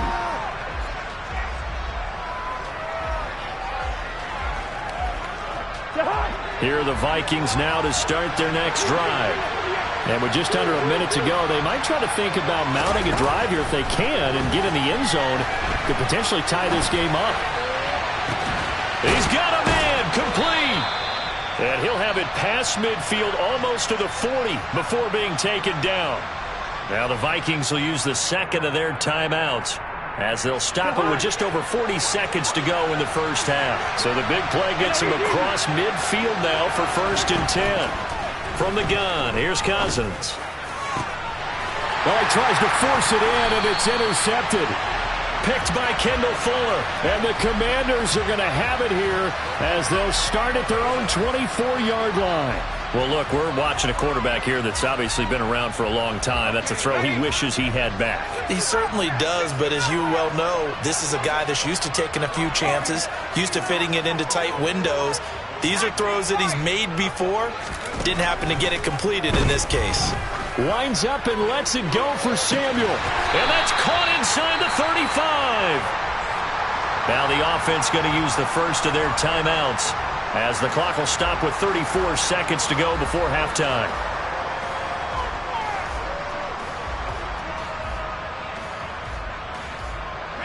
So the big play changes the complexion of things. Here's 1st and 10 just outside the 30. They'll throw on 1st down. Here's Howell. He'll wind up getting 9 after tucking it and running, so it'll leave him with 2nd and a yard. Now another timeout called for by the offense. So that means they're down to 1 remaining here as we head toward halftime. Here's 2nd and a yard.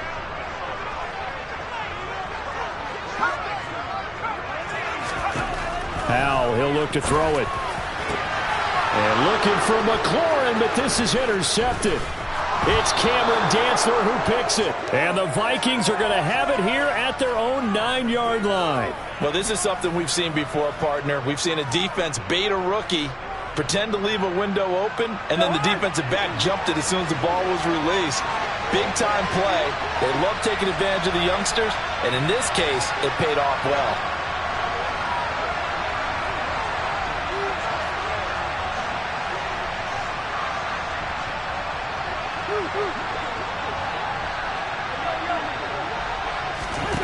Trying to shake off the interception. He'll look to throw.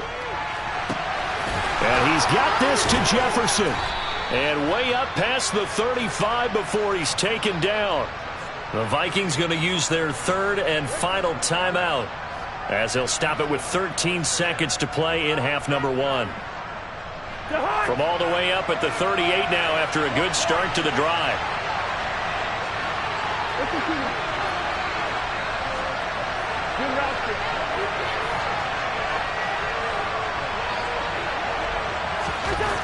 To throw, Cousins. Being chased out left. And this is incomplete with a clock showing just 3 seconds left. When you're a capable runner, oftentimes your quarterback coach, your offensive coordinator, they love to see you break the pocket and go ahead and take off. I think he could have gotten vertical and picked up something there. Instead, he pushed it downfield, incomplete. Final play of the half, Cousins. Oh, going for Jefferson downfield. And that will be incomplete. Tried to dial up the long way out there, but it'll be 3rd down. That's it for the first half. 2 more quarters to go. We'll have plenty more to see after the break. Welcome back. Charles and I settled into the booth ready for quarter number 3. The Vikings set to receive the second half kickoff, and they trail it here as we resume play. And Rager will not return it, so it'll come out to the 25 on the touchback.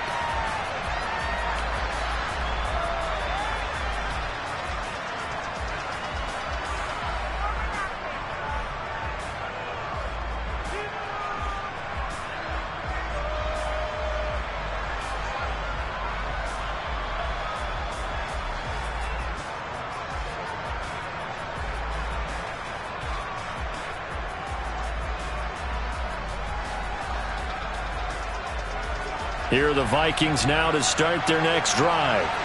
This offense, Charles, had a strong first half throwing the football, at least in terms of yardage, but that hasn't translated so far on the scoreboard as they begin the 3rd quarter here trailing and looking for a little momentum. Yeah, you're right about that because, let's face it, in the first half, most of their focus was in the passing game. And to their credit, resulted in a healthy amount of yardage. So I would think that at halftime, they're going to anticipate that defense loosening up a little bit to try and cover the passing lanes. They've got to get the running game going, and there should be some gaps to run through now. And they'll get him down here at the 23. All that gets him is just a yard, and now it's third down. We'll see what they have drawn up here. A little bit behind the line. 12 yards needed to gain a first down. On third down, Cousins. Going for Jefferson downfield. And the third interception thrown by Cousins. Picked off by Benjamin St-Juste. And the Commanders are going to get it back here just shy of the 20. Well, I certainly think that we're seeing a big reason why this team has struggled to put points on the board so far, because too many of their drives have ended in turnovers already, and we still have almost a full half of football yet to play. Slings this deep from McLaurin. And that is incomplete. Took a shot there on first down, but he couldn't reel it in. I've got a good friend in football who always talks about predictive history. He's got one of their 2 touchdowns. You can understand why they tried to find him again. Weren't able to connect, but the thought, that was good. Faking the handoff, Howell. This will be caught. It's Samuel. And mark him down way up close to the 40 at the 39.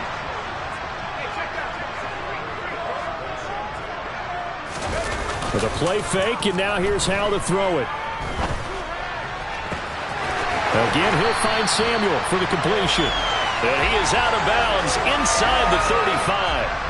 A very solid gain of 27.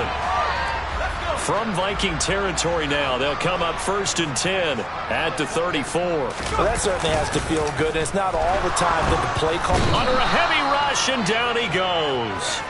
Andrew Booth getting sent in on the corner blitz and getting home. Well, partner, I would say just avoid play action, but that's not just been the problem. This defense, they've been getting pressure on all types of pass plays and really piling up the sacks in this contest. Howell's throw into the hands of McLaurin. And he gets us down inside the 35 before going out of bounds. They'll wind up getting 10 back as that sets them up for third down. They'll come to the line here needing 9 yards to pick up the first.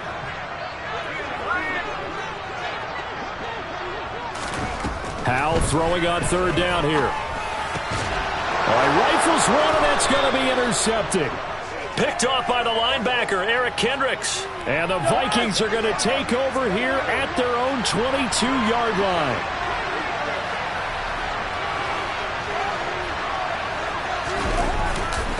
Trying to fire up that running game with Dalvin Cook. No, he faked it with a juke. Now he's got some room. And he's going to be out up around the 45-yard line. 49 yards now on the ground on just 7 carries. Play fake. Cousins. That's caught by the big tight end, T.J. Hockenson. Touchdown, Vikings. T.J. Hockenson. 55 yards. And the Vikings are an extra point away from drawing level.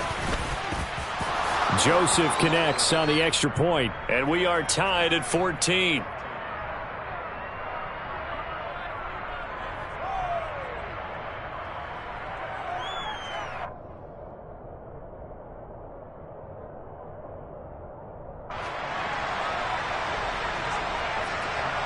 This one tied at 14 now as he sends this one away. From a couple yards deep, he'll bring it out of the end zone. And he had no room to run as he's tackled down inside the 20.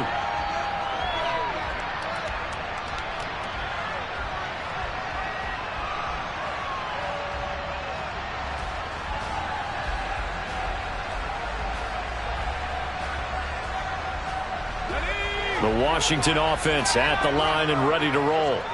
As this offense takes the field against CD, remember last drive they were moving the football, but then they threw that costly interception, so we'll see if they can right the ship here on this drive. And doesn't that just sum up football? We see it all the time, don't we? The defense goes from losing the battle to making a huge play and stealing the momentum. So you know they're riding high right now, and they're ready to challenge this offense and that quarterback one more time. And we'll see if the offense is up for that challenge here as things start to get more interesting here in this second half.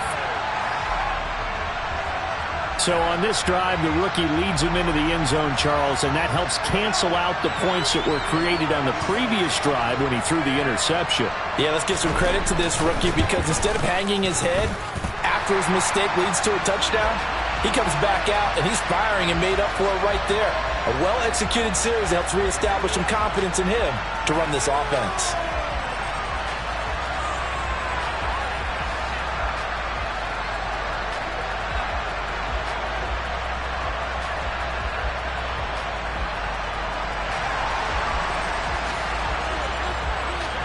Joey Sly now to kick off after the touchdown. Here's Rager. He's going to bring this one out. And a nice job there on special teams to limit him to inside the 15 as he's dropped at the 14. Here are the Vikings now to start their next drive. They'll look for a drive to tie this up, down 21-14 as they have it 1st and 10. And the second wave of tacklers is going to get him as they stop him behind the line. A loss of a yard there to start out. That leads to a 2nd and 11.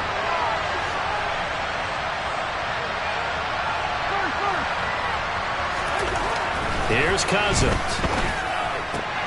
This one brought in by Jefferson. And brought down, but not before they're able to get it up to the 25. First down, here's the run with Cook. And not much to speak of. Call it a 1-yard gain up to the 26. And as they come to the line, they will not be able to get off another play as time has run out on this 3rd quarter. You are watching the NFL on EA Sports. The last play got just a yard. Here's 2nd and 9 from the 26.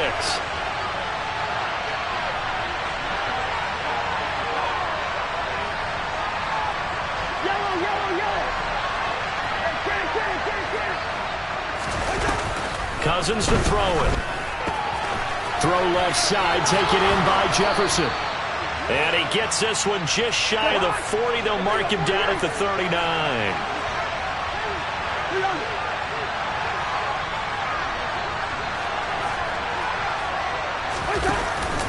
A 10th carry in the game for Cook.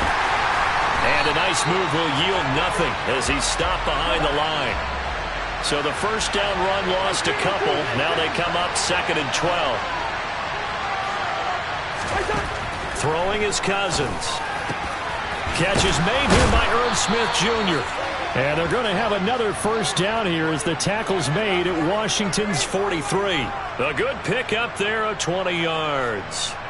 I like the design that we're seeing right there. This is what they need. Down by a touchdown here in the 4th. They just need to keep working their way downfield. And when they see openings, take their shots. Cousins gives way to Cook. Give him 5 on the carry there, and it'll be 2nd down. That's a really nice, tough run inside, and they gained 5 yards on it. And to be frank about it, most offenses don't expect to get 5 yards on a play call like that. So when they do, they go back to their huddle with a little pep in their steps. They're starting to think that they're starting to dominate the line of scrimmage. From the 39, Cousins. And this is incomplete. Oh, that looked like a sure 6 points, but he could not get that to stick, and that is a golden opportunity wasted there. One of the bigger plays in the game thus far, and the crowd getting into it as we come up on a big 3rd down. On play action, Cousins. And he's caught on the sideline, but he's not going to have a first down. They say he was out of bounds, so a big call there that brings up 4th.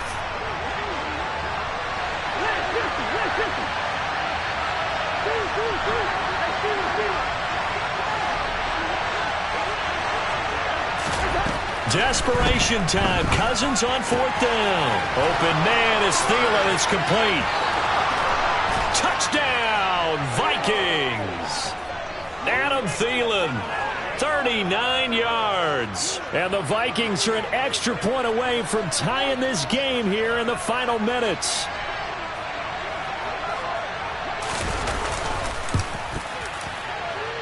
And that is off the left upright. It's no good. So here we go. Still down 1 score, and here comes the onside kick.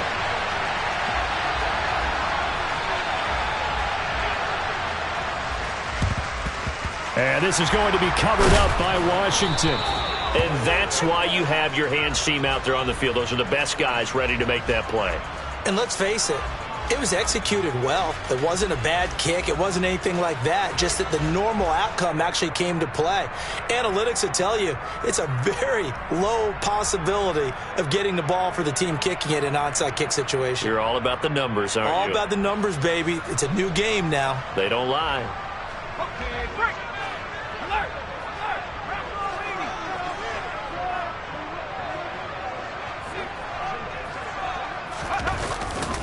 On 1st and 10, it's Gibson. And he'll take this ahead for about 4. 2nd down coming up. And when do they start thinking about burning these timeouts? They've got all 3 still defensively. To me, you have to start right now. Here's the time, and that means you've got to stop them on defense, not give up the yardage, use your timeouts in order to get the ball back and try and score yourself. But now is the time to start using those timeouts. And keep in mind, it'll also stop the clock at the 2-minute warning. No gain on the play, and it's going to bring up a 3rd down.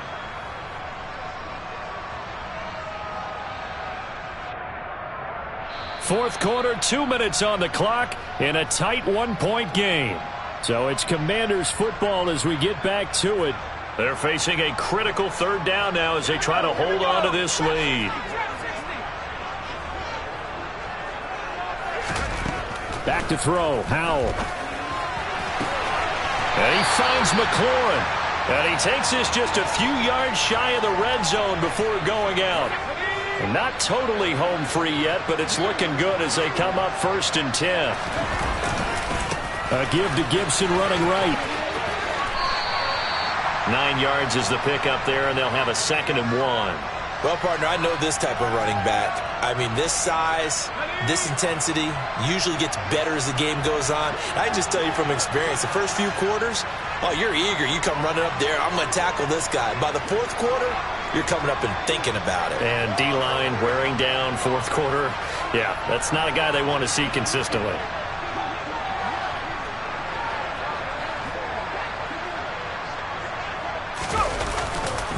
On 2nd down, here's Gibson again. And this time they were ready for him as they'll stop him right at the line of scrimmage. The Vikings going to signal for the first of their timeouts as it comes with 1:15 left to go in the 2nd half. They'll come to the line needing only 2 yards to gain the first here. 3rd and 2, here's Howell. And he can't get a throw away. He's taken down. Now a 2nd timeout called for by the defense as they'll head to the sideline and talk over what to do next. There's a reason inside linebackers are often captains of a defense. They call the signals. They have the opportunity to affect the game in coverage, against the run, and, of course, on blitzes. Living in the best of both worlds here. Already has an interception. Now he gets to record a sack, too.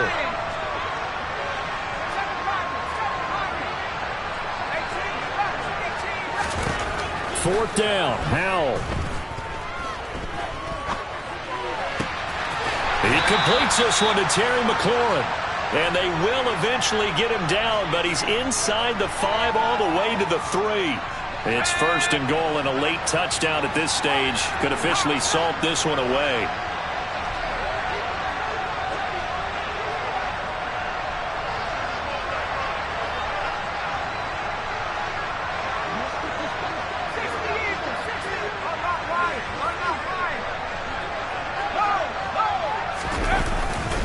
They'll run with Gibson. And they'll get him down just shy of the goal line at about the 1. The Vikings going to use their 3rd and final timeout as the clock will stop with 21 seconds to go in the football game. Now hold everything here. We're going to get a timeout by the offense. It's just their first. They've got 2 more to use here in the final stages.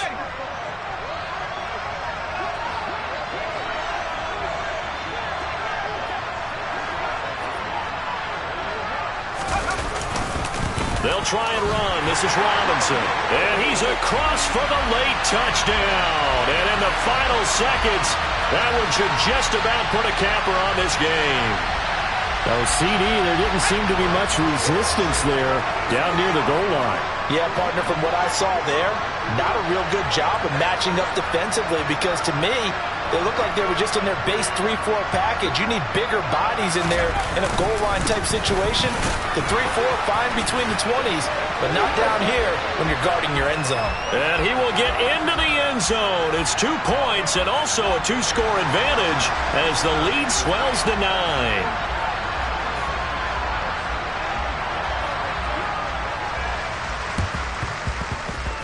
And this one travels out of bounds, so unsuccessful there on the onside kick try. They've got good starting field position as they come up here 1st and 10, right at the 50-yard line.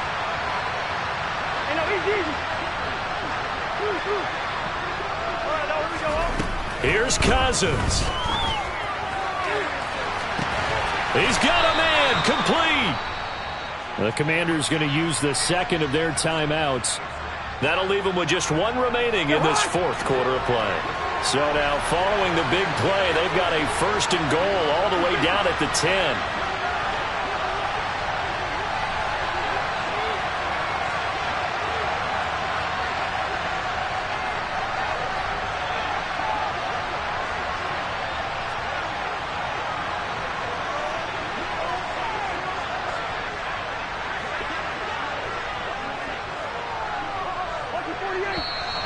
Now we've got movement up front, and I think this is going to be on Minnesota. And they'll accept that penalty. The false start backs them up 5, 1st and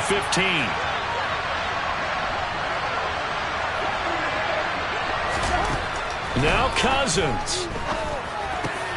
This is caught. Call it a gain of 12, but of course not a first down due to the previous penalty. And whistles, and they take their final timeout with 7 seconds left. 2nd down, ball on the 3. 1st down marker at the 1-yard line. They motion the running back out left. Cousins. And it's caught. He's got it for a late touchdown, but probably a little too late. It would take a miracle of epic proportions if they're going to pull this one off. Problem for them, they needed that score with a little more time left on the clock. I think just too little too late now. I would agree with that, and we're programmed never to say never. But in this case, we're asking a lot for them to even think they have a chance.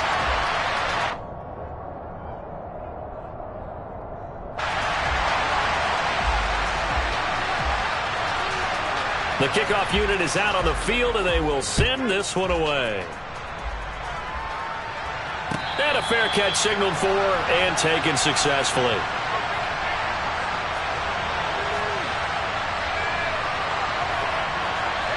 Out there set and ready for this next drive, the Washington offense. And they've got this one in hand. No timeouts remaining defensively, so this one should just be one kneel and then handshakes.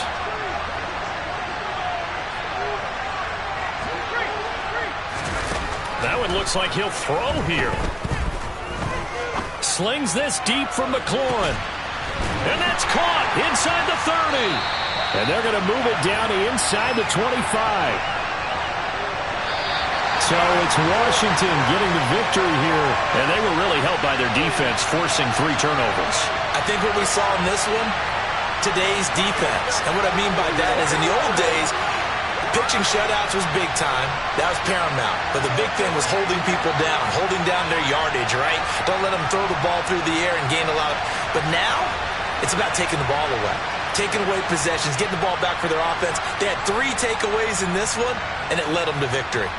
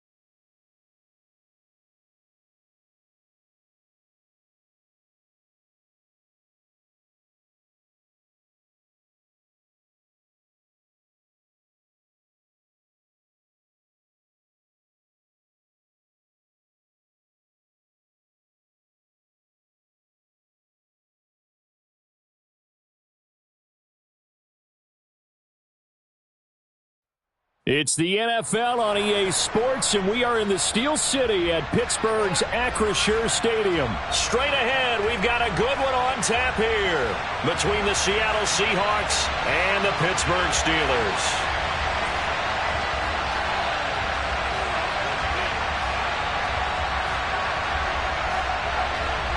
Here's the kicker, Jason Myers, to get this one started. And we are underway from Pittsburgh.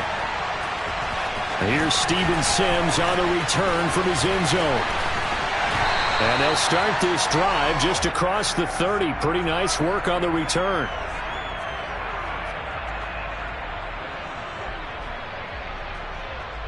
Line of scrimmage, the 31 now on 1st and 10. Looking to throw right away, Pickett. Completing it to the right side, Johnson. And they bring him to the ground just shy of midfield. So one play, and they're already just shy of midfield.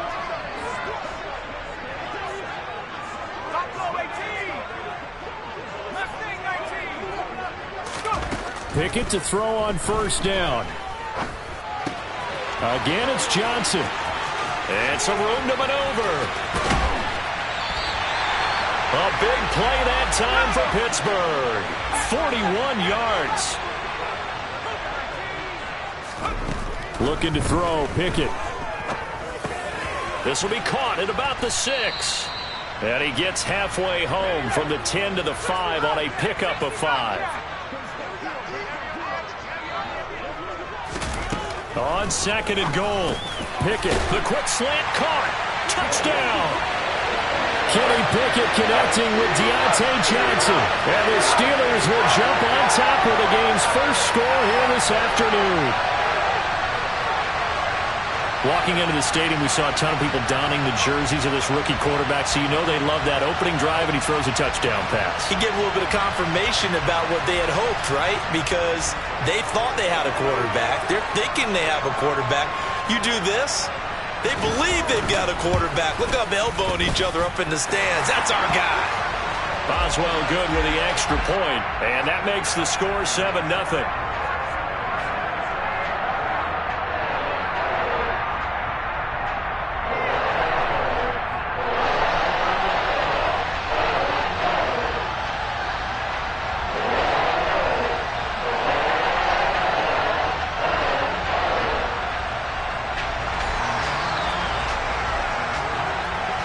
Boswell now to kick it away after the touchdown.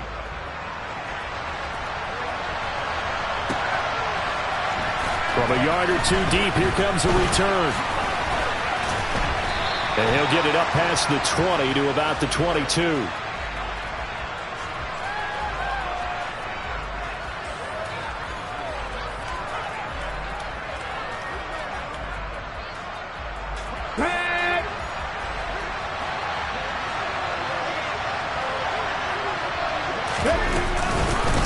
Here's Walker to start the drive. And he'll be corralled right around the 34.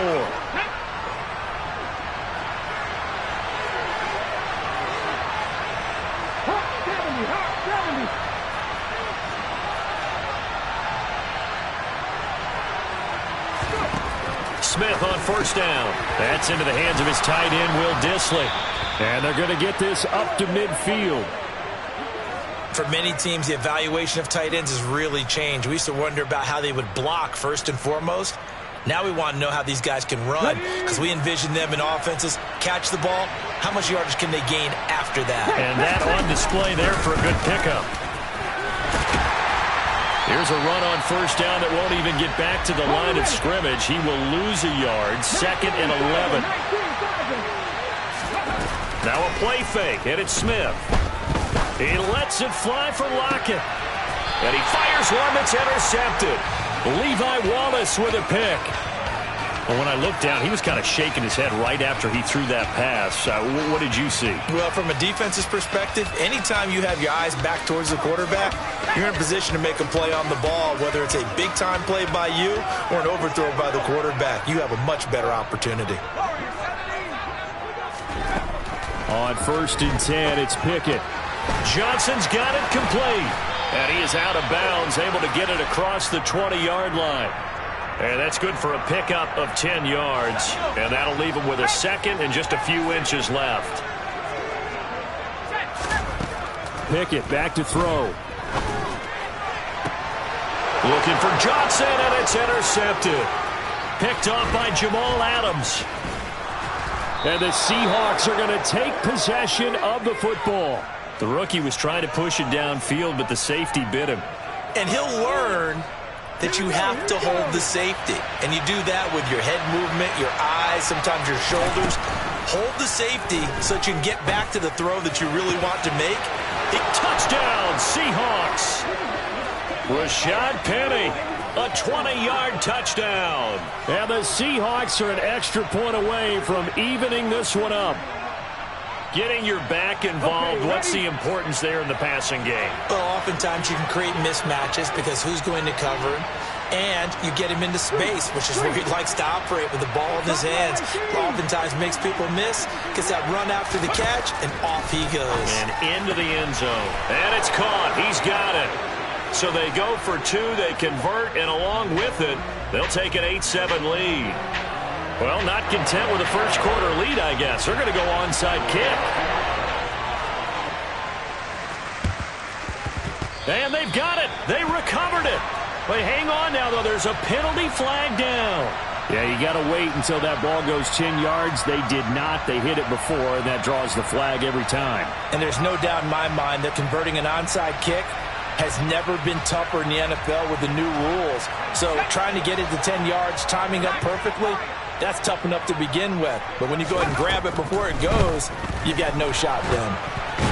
Now, meanwhile, a pass that should have been intercepted, but it winds up falling incomplete. Pretty fortunate there, the interception that ended the last drive, and then boom, the first pass here almost picked on this drive. Yeah, I think you could definitely call him to question his decision-making here in the first half. Certainly not the best of decisions there. Lucky that one wasn't picked.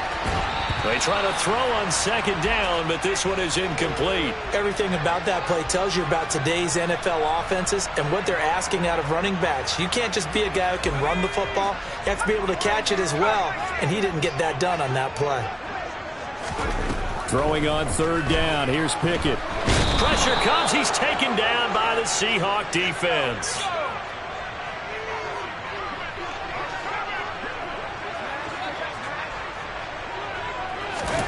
Now Pickett on fourth down.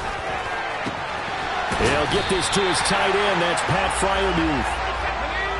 Clock runs, less than a minute to go, and an entertaining first quarter of play.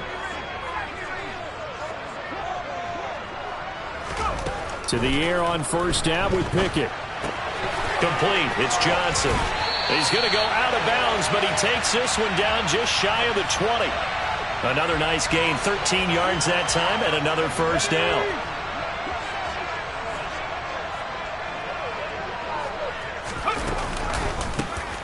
Harris running straight ahead. And he's in. Touchdown, Steelers. Najee Harris. A 21-yard touchdown run. And the Steelers are once again back in front.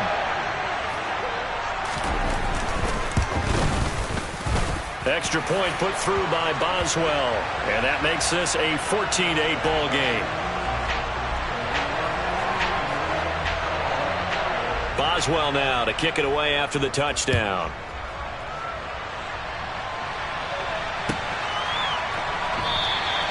And it'll be a touchback as Tyler Lockett says, I'm not going to return this one.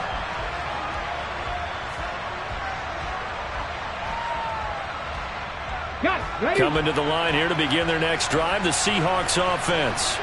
The offense running out, and they are charged up, ready to go after reaching the end zone on their last drive. And normally I'd warn against getting complacent just because they scored the last time out. But I don't think there's any worries with this group right now. This is a hungry group, and they want to keep building off of their last drive. Now they just want the officials to hurry up and place the ball so they can snap it and get back to work. And a nice gain of 21 yards. But when you go on the road, you're hoping to make plays that will take the crowd out of the game. I think that's a pretty good example right there. Yeah, a break like that never hurts, especially in the first quarter. Maybe help to set the tone a little bit. Could settle them down. get them into the game a little bit easier without that crowd really being against them.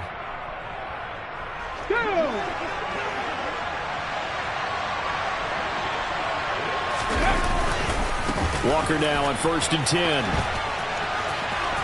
Oh, that's just not fair, and now room to run. And all the way in, touchdown Seattle. Well, that's a good-looking rookie right there. I love how he let the play set up and then showed that explosiveness that I saw on tape in college. Remember I showed you the clip of what he was doing and setting up blocks, and then he would just go? We saw it on that play right there. That one was fun to watch.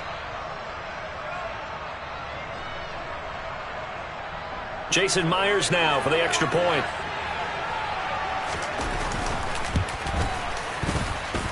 And this is up and good to put them up by a point. It's 15-14.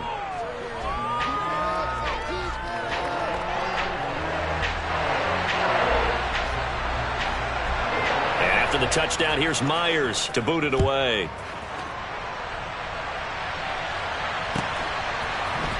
Here's Sims now from his end zone.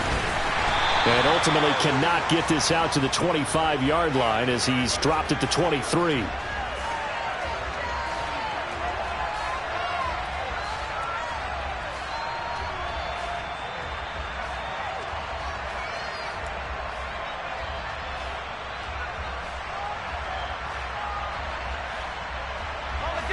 The Steeler offense here about ready for their next drive. A good balance attack for that last touchdown drive they had. Now it's time to see if they can do that again. And it really becomes a tale of two play callers, doesn't it? The offensive guy, he's in sync. Everything is working pretty well. For the defensive what's going on the defensive side? That's a tough one because he's prepped all week as well, and he can't get a bead on exactly what they're doing right now. What he needs is one of his guys just to make a big play and disrupt things. He'll get just a yard on the scramble. It's 2nd down. I'm not quite sure what he thought he saw there, but the reality was certainly a much different picture than what he anticipated. And give credit to the defense. They were down on the flash when he broke out of there, and they forced him out with almost nothing to show for his efforts. A 2nd down pass play there, but it's incomplete. Nothing open downfield, and he had to get that one out in a hurry because he just knew he was about to take a big shot. Probably couldn't get his legs into the throw. Became an all-arm throw trying to check it down to his running back. Incomplete. After an incomplete pass on 2nd down, that'll leave him trying to convert on 3rd and 9. He gets this one to Johnson. And he'll be brought down on the other side of midfield at the 43. So the 14 yards actually takes him from 143 to the other for 1st and 10. Pickett now on 1st down. And this will be incomplete. Physical play on the football there, and it's 2nd down. As his old brain remembers, when I see 5 wide receivers on the field as a defender, I know the ball's coming out hot. They expected it and got there and popped it free. Pickett right back to the air again. Open man downfield is Johnson. And into the end zone. Touchdown, Pittsburgh. Deontay Johnson with his 2nd touchdown here in this first half. And the Steelers have yet again retaken the lead. Boswell good with the extra point, and that'll make this a 6-point game. Boswell now to kick it away after the touchdown.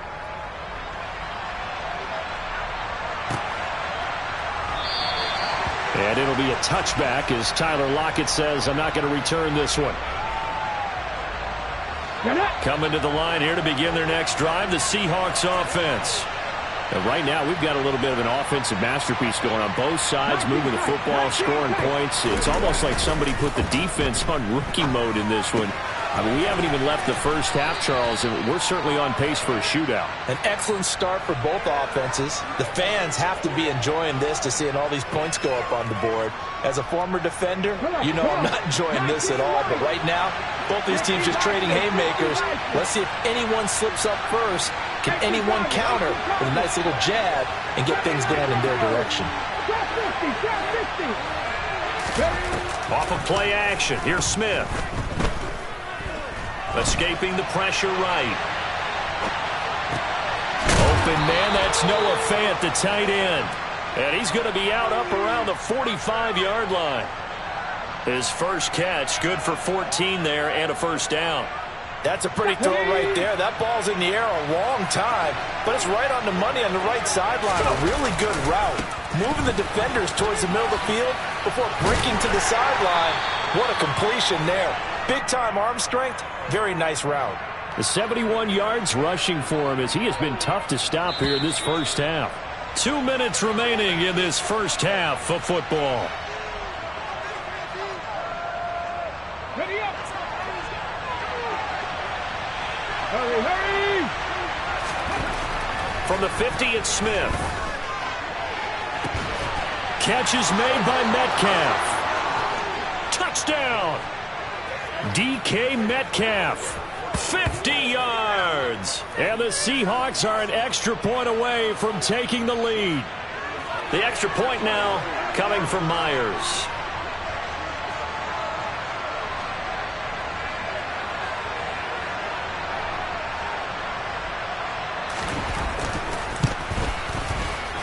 And that is off the left upright. It's no good.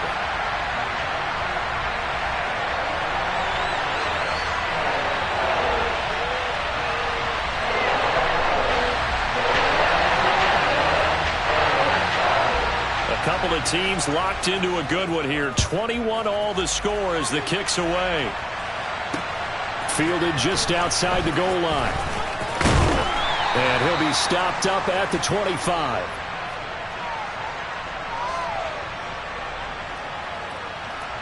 The Pittsburgh offense at the line to start their next drive.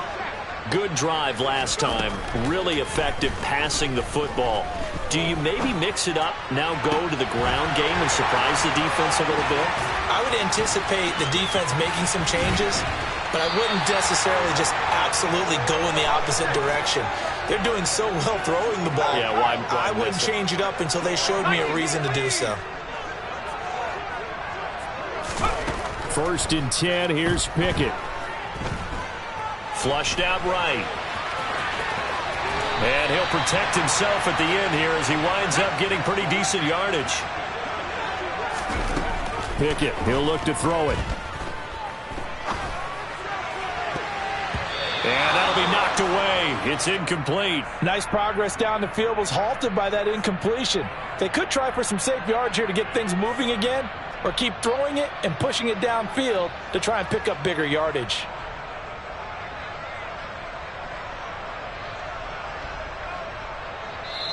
Now the Seahawks going to use the first of their timeouts as the clock stops here with 46 seconds remaining in the first half.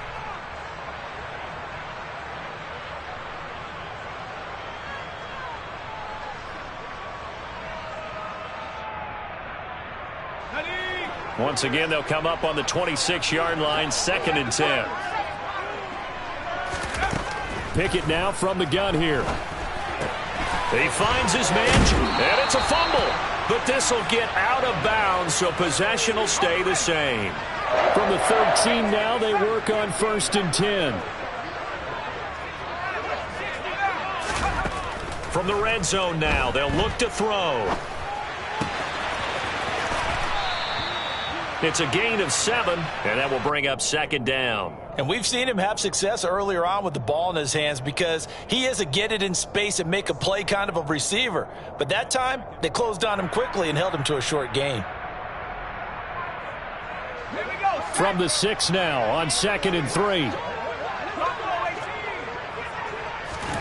Dialing up another pass here. Pickett flush to his right. And he'll just chuck this one up into row G. It's incomplete. Well, sometimes an incompletion is the right play. And he showed that he's learned from his earlier interception on that throw. Instead of forcing it, he just tossed it away. 7th play of the drive now as they come up on a 3rd and 3.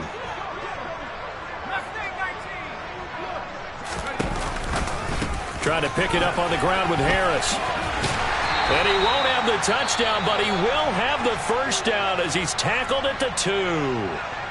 Now the offense going to use the first of their timeouts as they'll stop the clock with 24 seconds to go in this first half.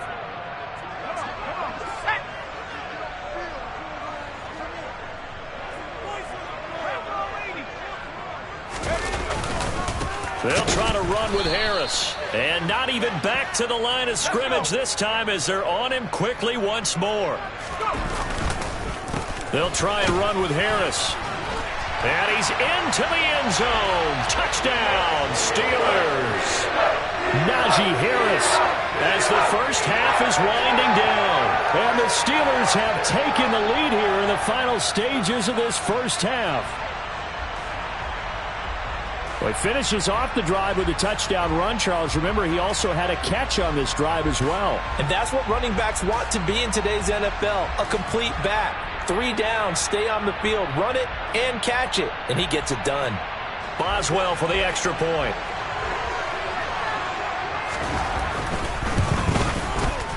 And it's good. That makes it a 28-21 game.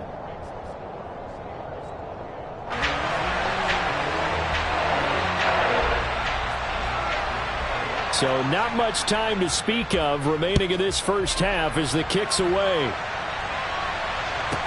This is taken just shy of the 10. And he brings us out past the 20 to the 24.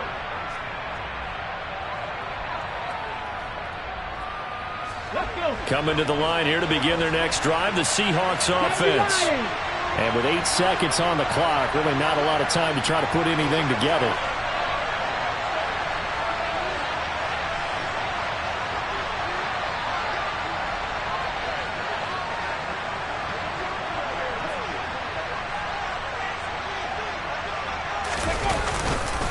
And they're just going to run it here up the middle. And he'll be brought down here at the 28. And with just 1 second remaining in the first half, they'll call the timeout.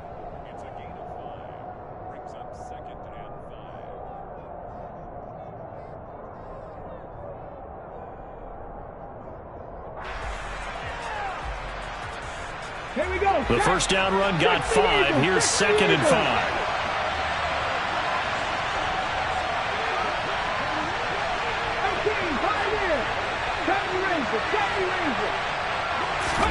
The final shot here before break. Smith going for Metcalf on the deep ball.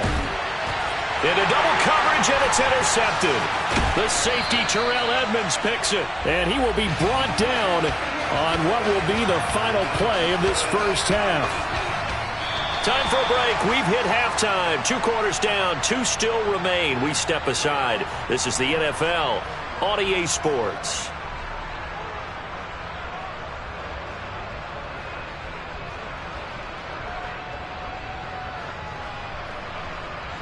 And we welcome you back now. Alongside Charles Davis, I'm Brandon Gaudin, getting set for quarter number 3 here.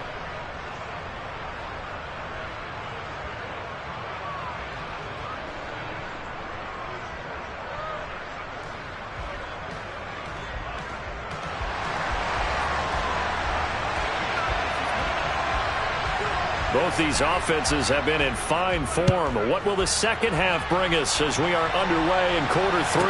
Pulls it in at the 13.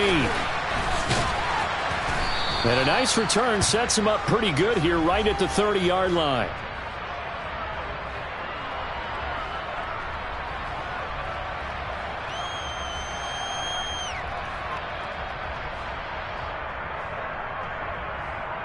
Let's go now. Coming to the line here to begin their next drive, the Seahawks offense.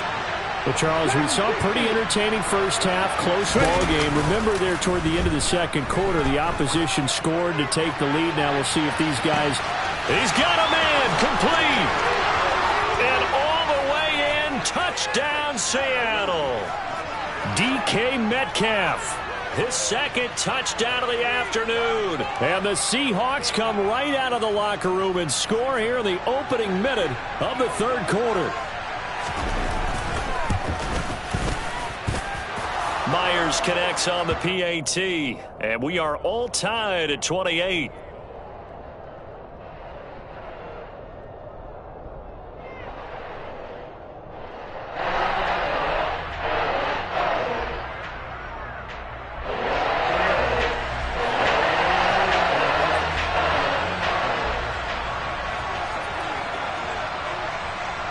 So all square here in this third quarter as the kick's away. Here's Sims now from his end zone. And ultimately cannot get this out to the 25-yard line as he's dropped at the 23. The Steeler offense here about ready for their next drive. Their halftime lead now evaporated. We're back to level following that touchdown a moment ago. And that shouldn't change the mindset a whole lot from an offensive perspective because they already knew this was going to be a hard-fought game. Now they just need to go out, execute their game plan, and keep moving.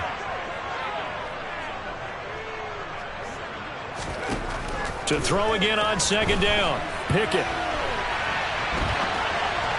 Looking sideline, incomplete. The coverage keyed in on him since that last completion his way. He earned a little more attention on that route, and that made it a lot tougher to get a clean throw his way.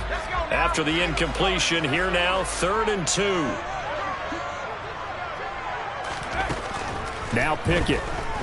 Eluding the pressure right. And he's got his target, Harris.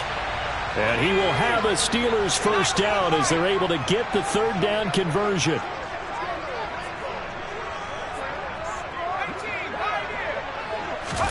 Pickett to throw on first down. And that one drops down, incomplete. Good coverage there, forced the ball free, and it's 2nd down. Well, they've had success getting the ball to him out of the backfield, but this time they had a man right on him. He was able to break that play up before he could get started. 3rd quarter, all tied up. This is 2nd and 10. Back to throw, Pickett. Escaping the pressure right. And this one incomplete. Threw it down at the feet of his receiver. Well, no surprise there. He was looking for one of his favorite targets again as soon as he left the pocket. But the coverage was good downfield. They got right to the receiver and helped prevent that completion. Looking to throw, Pickett.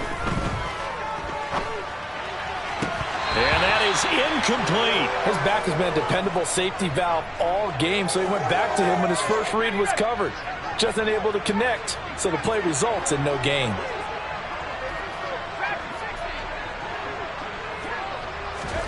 Going for it on 4th down. Here's Pickett. Flushed out right.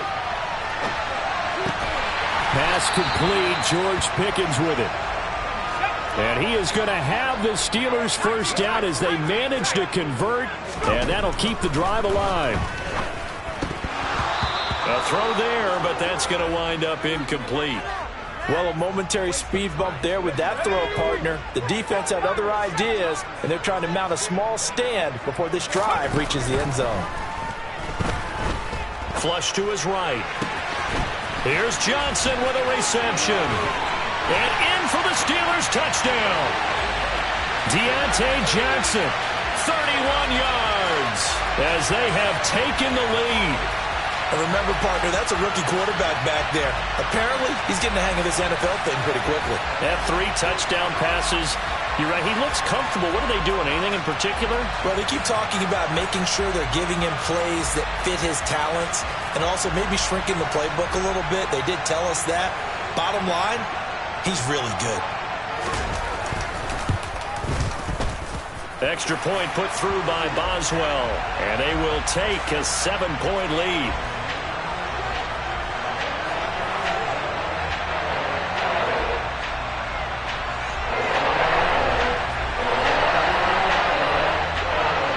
Boswell now to kick it away after the touchdown.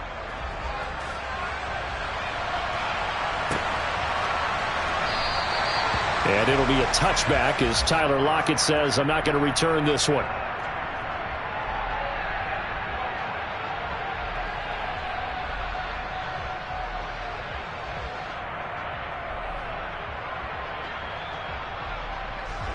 Coming to the line here to begin their next drive, the Seahawks offense.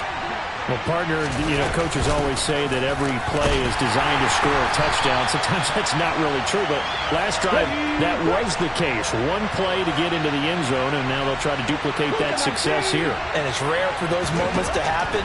Incredible when they do. And you saw the celebration. Pure, unbridled joy after that one. They try to throw on second down, but this one is incomplete. Normally, he's pretty reliable. Usually catches what's thrown to him. On that play, he simply dropped it. Now the terrible towels in full force now as the Steelers get set to defend this 3rd and long.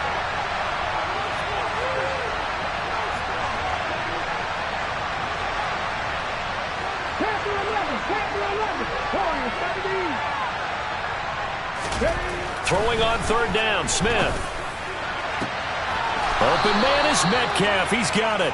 And they work this well upfield across the 45. On the check.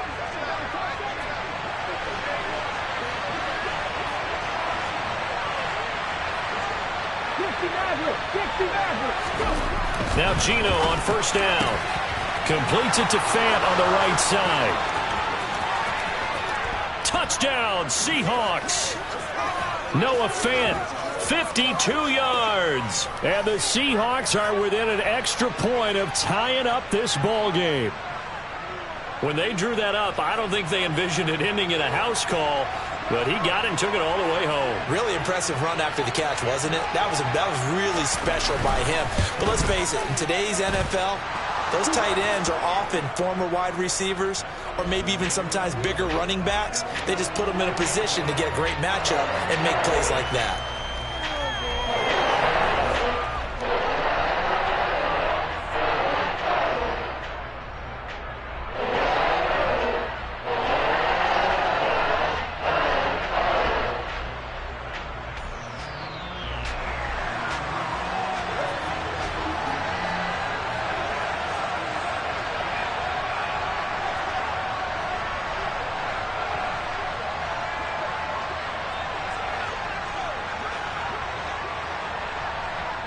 Nothing separating these two teams on the scoreboard as the kick's away here. Here's Sims now from his end zone. And tackled at the 21-yard line, so a net negative there of 4 yards.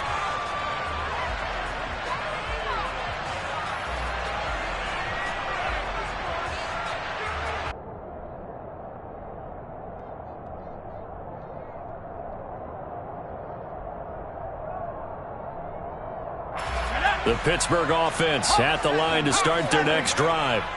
And their lead has evaporated in this 3rd quarter. It's tied once more as they begin with a 1st and 10. And he is going to be stopped cold behind the line of scrimmage. Officially, it's a 1-yard loss. That's going to bring up 2nd and 11. Here's Pickett. Sliding out of the pocket. This one into the hands of Harris on the crossing route. And they're going to get this beyond the 40 before he's taken down. To the air on 1st down with Pickett. Looking left side, and he's got a man. That's Johnson. And they'll get him down on the other side of midfield. On 2nd and inches. Pickett eluding the pressure right. And his throw's going to be incomplete. Well, the connection they've had has been excellent today, but not on that snap. I think he was asking just a little too much as he extended that play, hoping for one more completion with him. Got his man complete over the middle. It's Johnson.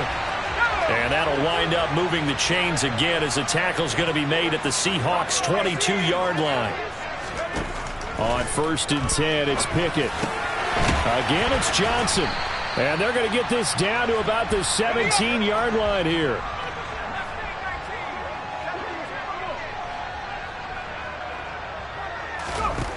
From the 17, Pickett. He's got Harris running the slant. And the Steelers are going to be set up with a 1st and goal here as the tackle made at the 9. It'll be 1st and goal when we come back. We'll return with more after this break. You're watching the NFL on EA Sports.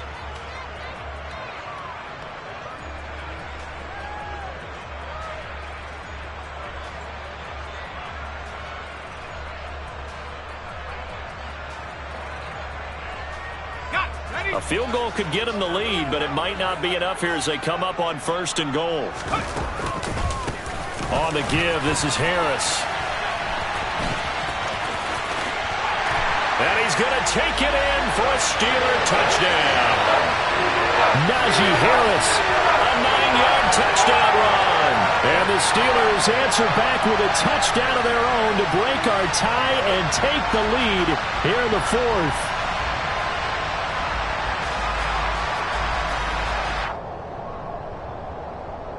Extra point now by Boswell.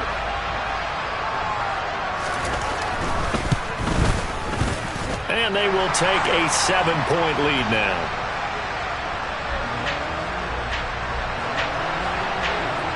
Boswell now to kick it away after the touchdown.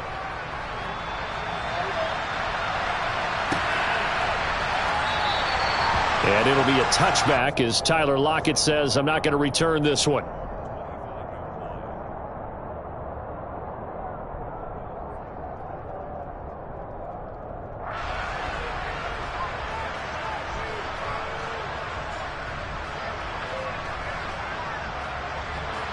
Coming to the line here to begin their next drive, the Seahawks offense. And now, after the touchdown a moment ago, they work from behind in a 7-point game in this fourth quarter. Plenty of time on the clock. And they work this well upfield across the 45. A big hitter to start the drive has him up near midfield here for 1st and 10. They'll fake the handoff. Now Smith. Deep ball for Goodwin. This is caught inside the 15. And he will score. Touchdown, Seattle. Marquise Goodwin, 53 yards. And the Seahawks are an extra point away from tying this game here in the fourth.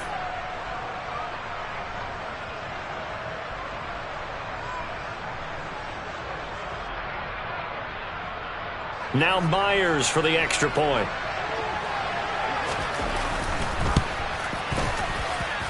And we are tied here in the fourth quarter.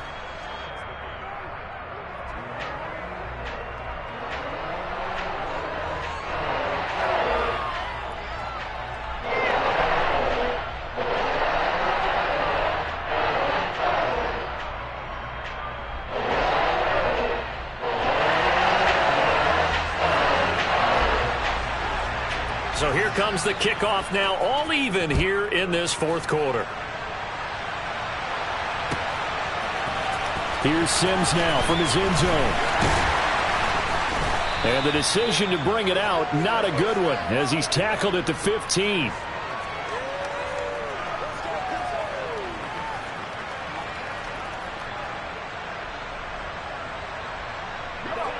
The Steeler offense here about ready for their next drive. They no longer have the lead after that last touchdown, all tied up in the fourth quarter. And a chance for this offense to mount a potential game-winning drive right here. And brought down, but not before reaching the 25. 46 yards for him on the ground now, and 3 touchdowns to go along with it.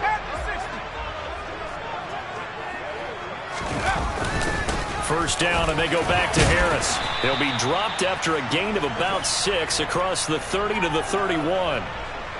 And there we saw one of the downsides of blitzing during a rundown, because sometimes you get out of your gaps. You don't fit the run quite as well because you're headed towards the ball carrier with abandon. On second down, this is Harris. And he'll be tackled at about the 35. Brandon, all things considered, they have to feel pretty good about getting that type of a gain, considering the blitz that they just had against them. The battle in the trenches never more important than right now. This is 3rd and inches. Pickett going to keep it himself. And he will have a Steelers first down, at least at first glance, as he'll spot the football just beyond the marker. They find a way to convert on 3rd and inches. I don't know about you, but I like this call. 3rd and inches, and instead of worrying about getting it back to a running back and maybe there's some penetration from the defensive front, just go ahead and take it, move forward, and pick up the first down. And as we say often, shows confidence in your offensive line. Always got some breathing room. And some nifty running here as he'll take this across midfield and down to the 47. It'll be a gain of 17 at a Pittsburgh first. All runs on this drive so far. It's 1st and 10. They'll keep it on the ground. Harris again. And he's going to be stacked up right at the line of scrimmage. Nothing there for him. Second down. So after the run for no gain, here's 2nd and 10. Now Pickett. Rolling to his right. And his throw's going to be incomplete. There have been quite a few plays they might look back on and say, we really have hurt ourselves, and that was another example. And this is late-game execution. Everything on the line, so it all has to come together properly. The throw's made. Where's the catch? Got to catch in that spot. A field goal from this spot likely out of the question. They've got to get closer here on 3rd down. Looking to throw here. Pickett. Slant pass complete. Najee Harris. And he's going to be taken down just shy of the 35. So from the 36 now, 1st and 10. Pickett to throw. And this is going to be intercepted. Picked off by Quandre Diggs. And his guys are going to take over at the 31-yard line.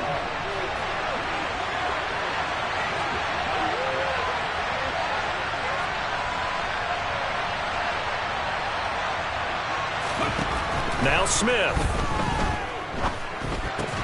Left side here taken in by Metcalf. Here we go, here we go.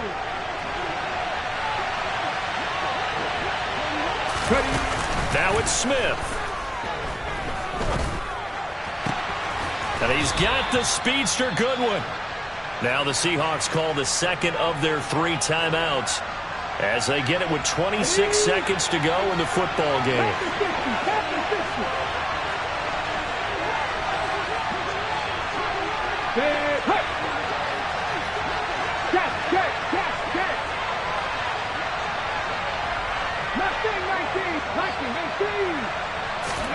Smith now to throw. Steps away to his left. That's caught by Penny. And he's going to be taken down at the 28-yard line. Tell you what, he's been able to put the ball in some tight spots all game long. That throw, no different. Yeah, a lot of people would call it a gutsy type of a throw. I think he looks at it as, I can do it, so it's not that big of a deal to me, and I'm going to keep firing.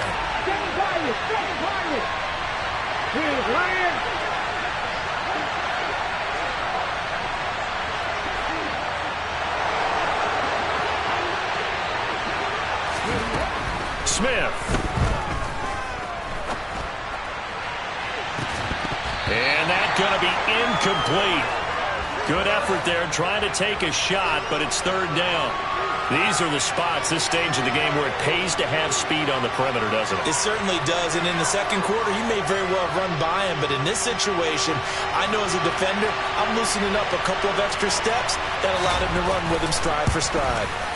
And this is right down the middle as he puts it through. And they'll be celebrating in Pioneer Square tonight. The Seahawks have won the game.